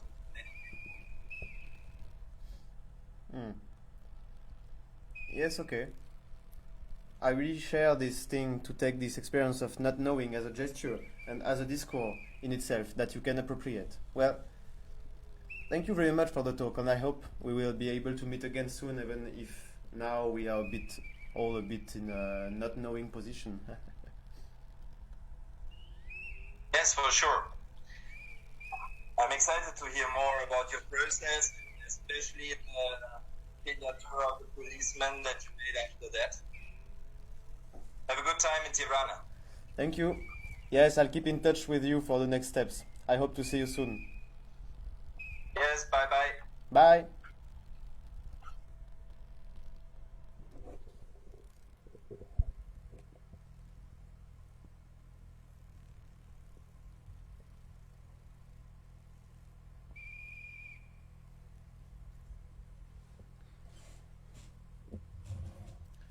Okay.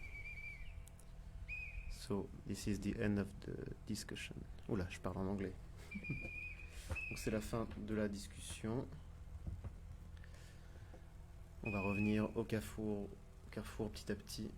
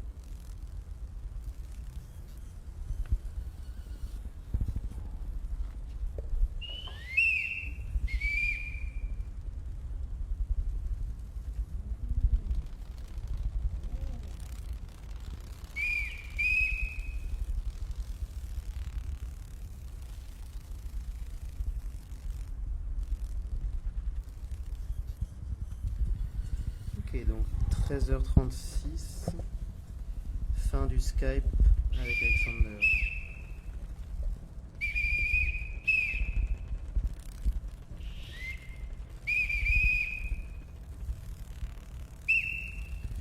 On va revenir au Carrefour.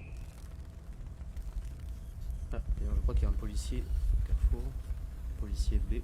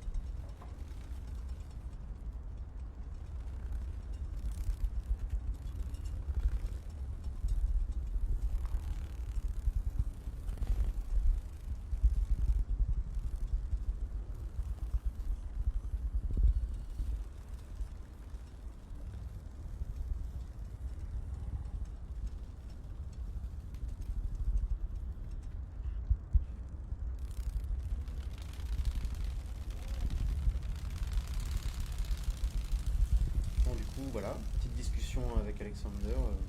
Ça faisait longtemps qu'on ne s'était pas parlé et il fallait qu'on discute un petit peu de tout ce projet, de là où j'en étais, tout ça. Déjà parce que c'est mon prof à l'ERG et qu'il y a un peu cette réflexion aussi dans le travail à propos du rôle qu'on a en tant qu'étudiant Erasmus aussi. Quel rôle on a par rapport à l'école d'où on vient, de ramener quelque chose ou de déplacer sa pratique ailleurs et de voir comment la culture de notre pays t'a influencé dans ton travail. Et c'est une question intéressante parce que c'est une attitude particulière en fait de cette position. C'est aussi pour ça que l'idée d'essayer de ramener un carrefour albanais à Bruxelles, mais que finalement en fait tout ce que ça montre c'est la position de celui qui observe, c'est-à-dire de l'étudiant en art de Bruxelles. C'est aussi quelque chose d'intéressant à transmettre, à retransmettre dans le live. Et je me suis cherché à manger aussi, donc je vais prendre une petite pause pour manger, puis regarder un petit peu ce qui se passe au Carrefour, les voitures, ça c'est assez apaisant en fait. Hein.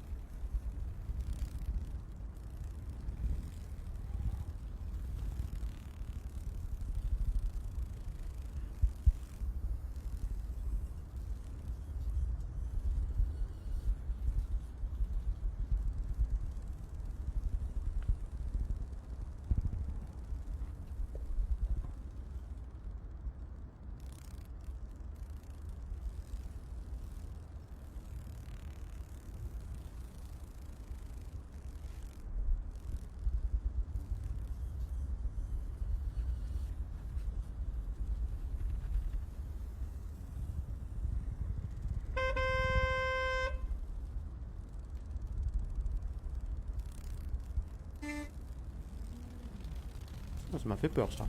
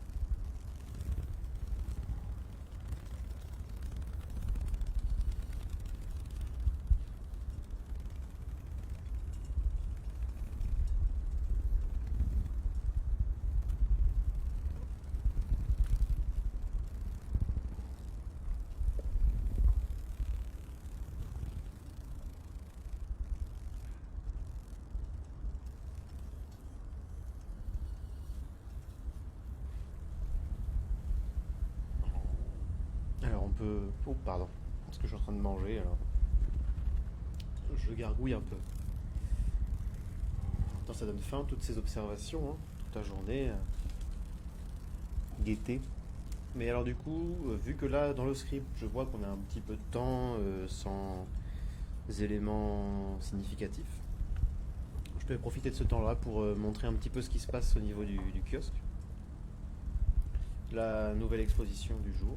Bon, alors là, pour le coup, c'est une exposition avec des dessins que j'ai fait en Albanie.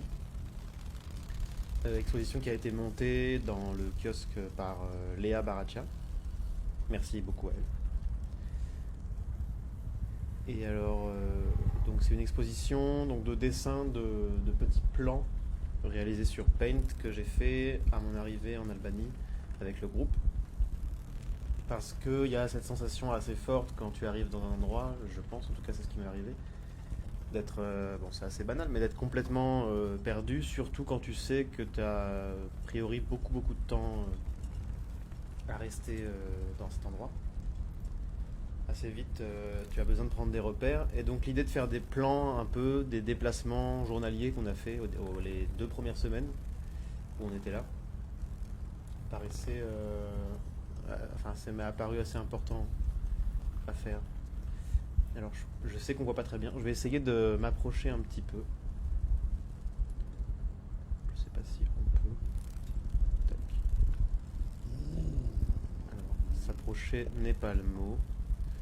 Je vais déconstruire un petit peu ma scénographie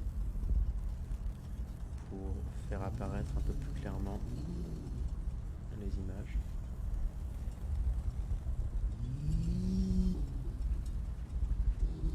C'est des plans très simples, hein, des lignes noires et qui sont faits de tête du coup, qui essayent de se rappeler après coup de tous les déplacements dans une journée dans la ville de Tirana. Mais alors,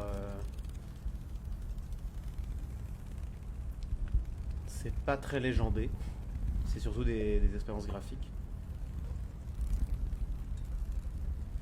Voilà en gros ce que ça donne.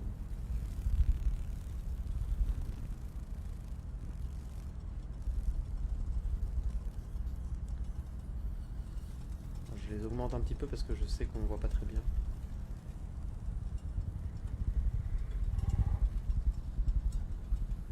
Ça permet aussi de pouvoir admirer la conception admirable du kiosque en 3D par Samuel Corda.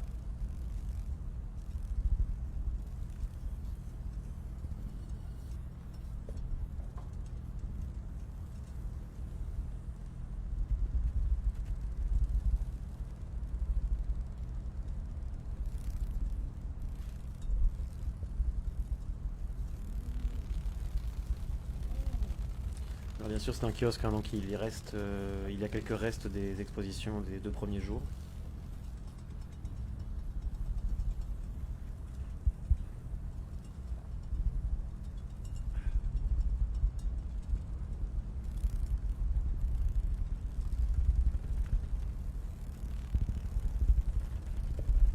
Et donc l'idée avec ces dessins c'était de pouvoir établir déjà une cartographie de l'espace, donc redessiner les déplacements, ça servait aussi à comprendre un peu où étaient situées les choses, à peu près de visualiser à quelle distance elles m'apparaissaient. Ce qui en fait était plus important que la distance réelle à laquelle étaient les choses.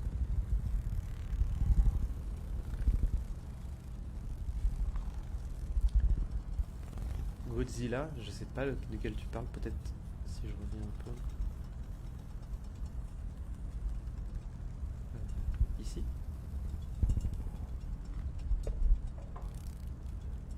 Celui-ci ressemble à Godzilla.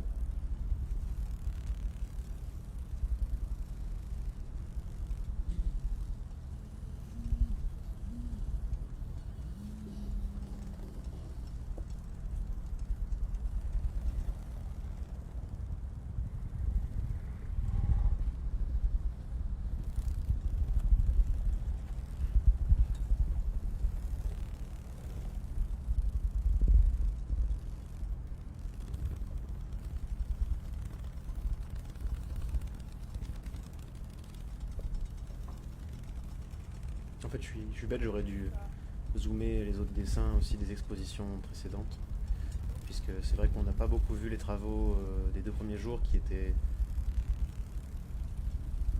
à mon sens, un peu plus intéressants, parce qu'aussi plus proche des thématiques du Carrefour qu'on avait observé.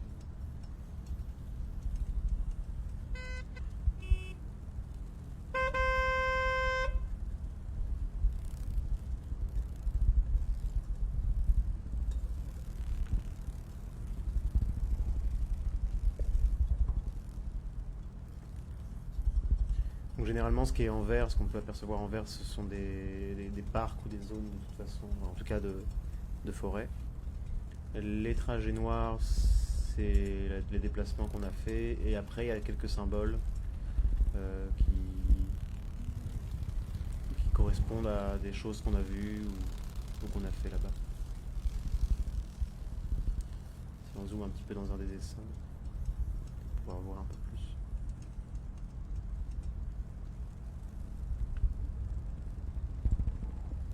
Alors ce qui est chouette aussi avec tous ces dessins, c'est que je n'ai plus aucune idée à quoi correspondent les signes. À part ceux qui sont clairs, mais alors pour la plupart c'est assez compliqué.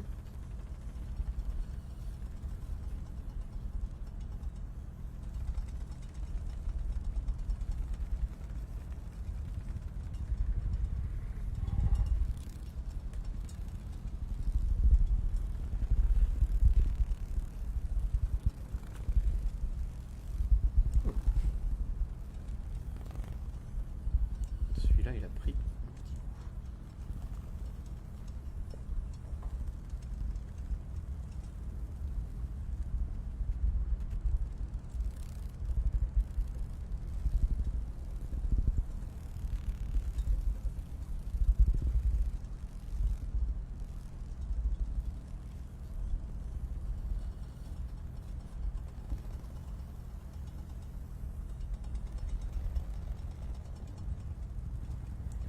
Là en bas par exemple, on peut voir encore un kiosque pris en photo par Sam qui date de l'exposition d'hier. Vous pouvez toujours revenir voir les expositions. Je crois qu'hier on avait présenté l'exposition de Sam vers 14h quelque chose, après la pause. Pause qui devrait d'ailleurs pas tarder à arriver, puisqu'il faut, comme d'habitude, relancer un live 2 fois par jour.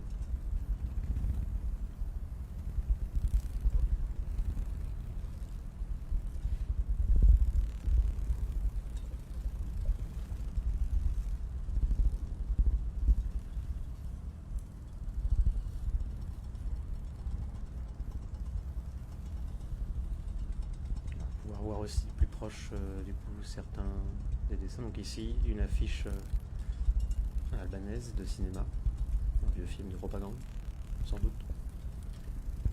En bas un kiosque fait par Sam et donc autour les dessins. Ici encore un kiosque.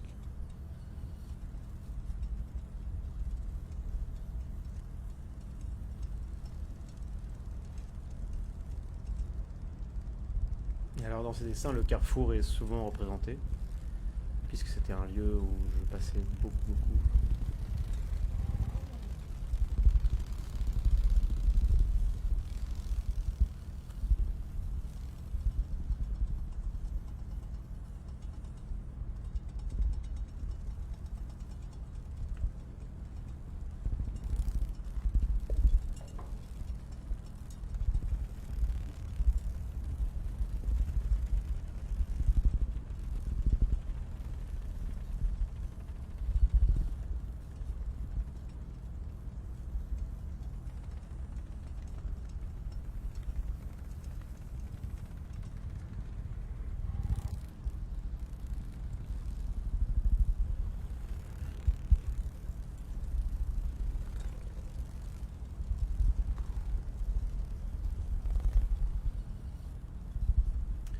Et voilà pour l'exposition.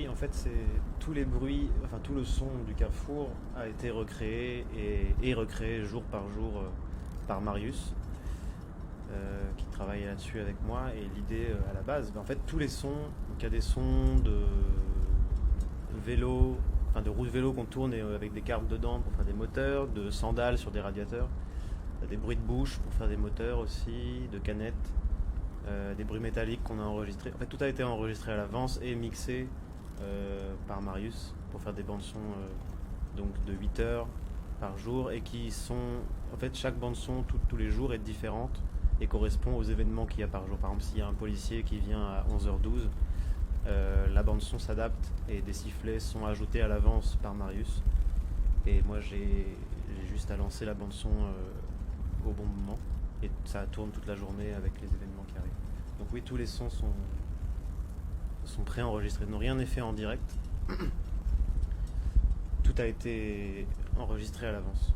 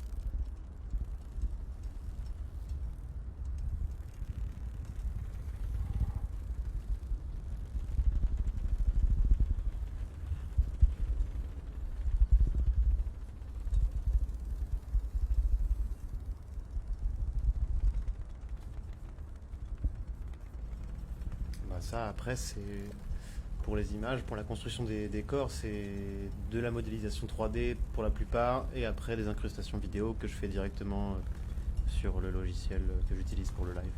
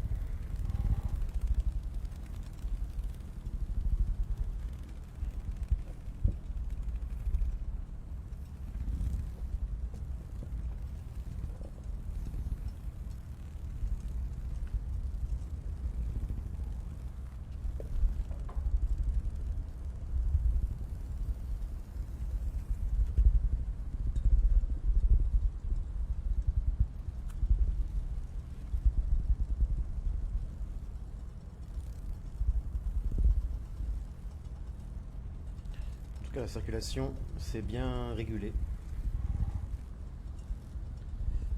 Bah, malheureusement, mon ordi n'est pas assez puissant pour enregistrer en même temps. Du coup, tous les enregistrements que j'aurai, c'est le live sur Facebook, qui lui est enregistré par Facebook et que je peux télécharger après pour le récupérer.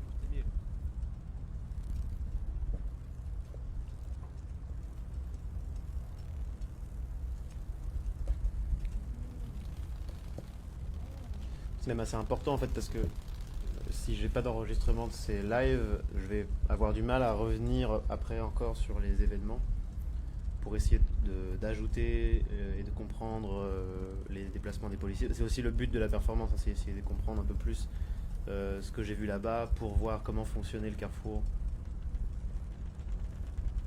et pour voir aussi comment je prends les notes, ce qui est en fait assez spécial.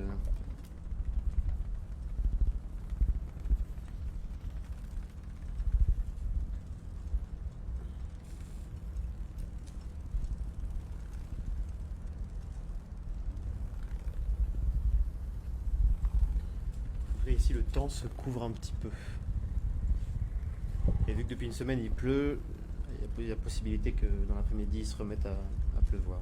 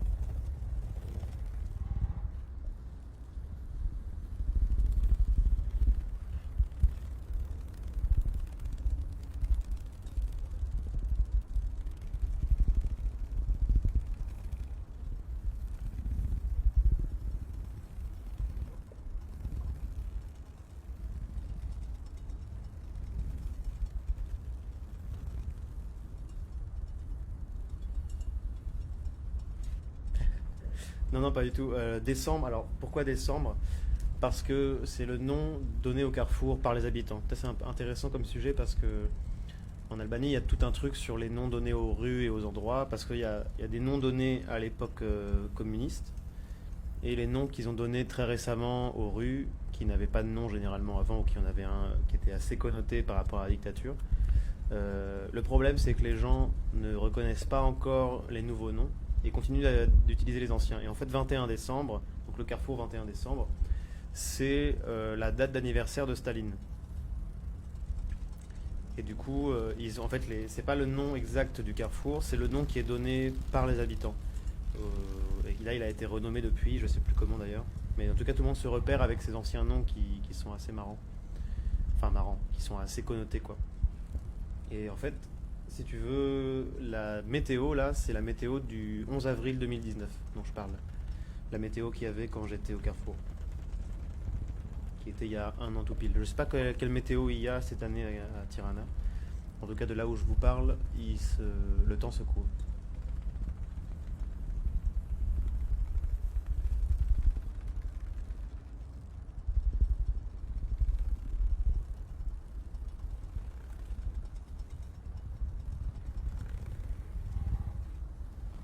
D'ailleurs, par exemple, si on va sur une carte de Tirana et qu'on regarde les nouveaux noms, il y a des noms assez spéciaux, comme par exemple une rue Nicolas Sarkozy et une rue Donald Trump aussi, je crois.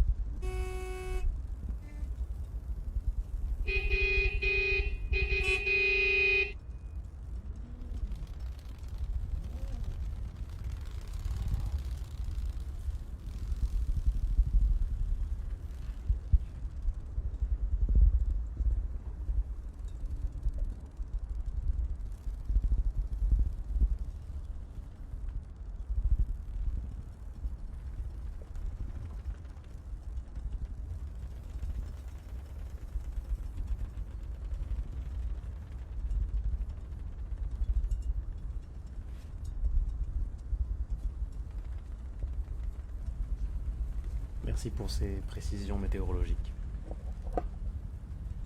Donc, cette année à Tirana, aujourd'hui, il fait soleil. Mais de là où je vous parle, les nuages arrivent.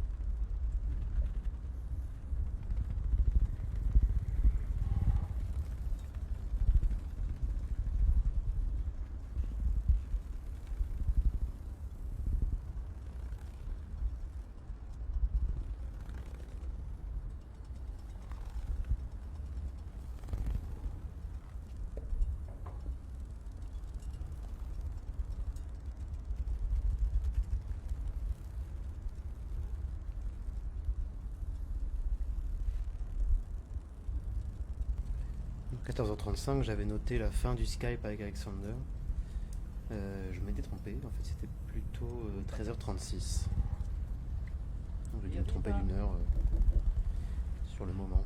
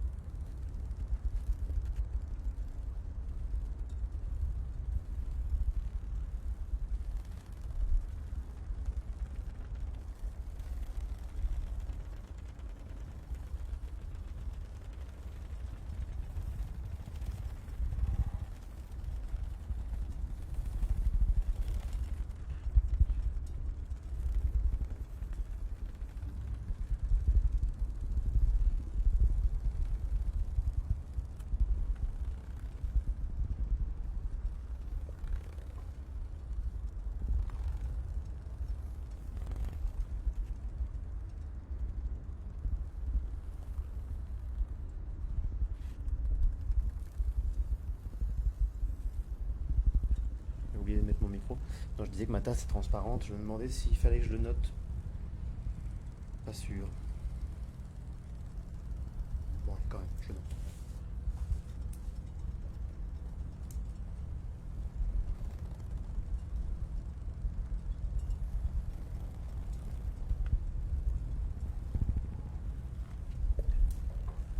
Ok. Bon, eh bien, ça va être l'heure de la pause. On va revenir tout à l'heure à 15 heures pour la suite et la fin de cette journée. Cette troisième journée de reenactment du Carrefour. Et voilà. Pas grand chose à dire de plus.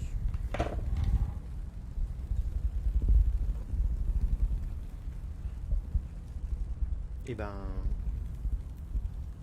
à tout de suite pour la suite.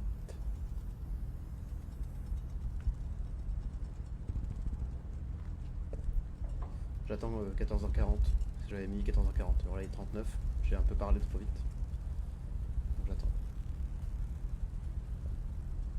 Je respecte, comme vous l'avez pu le voir, assez fortement les horaires.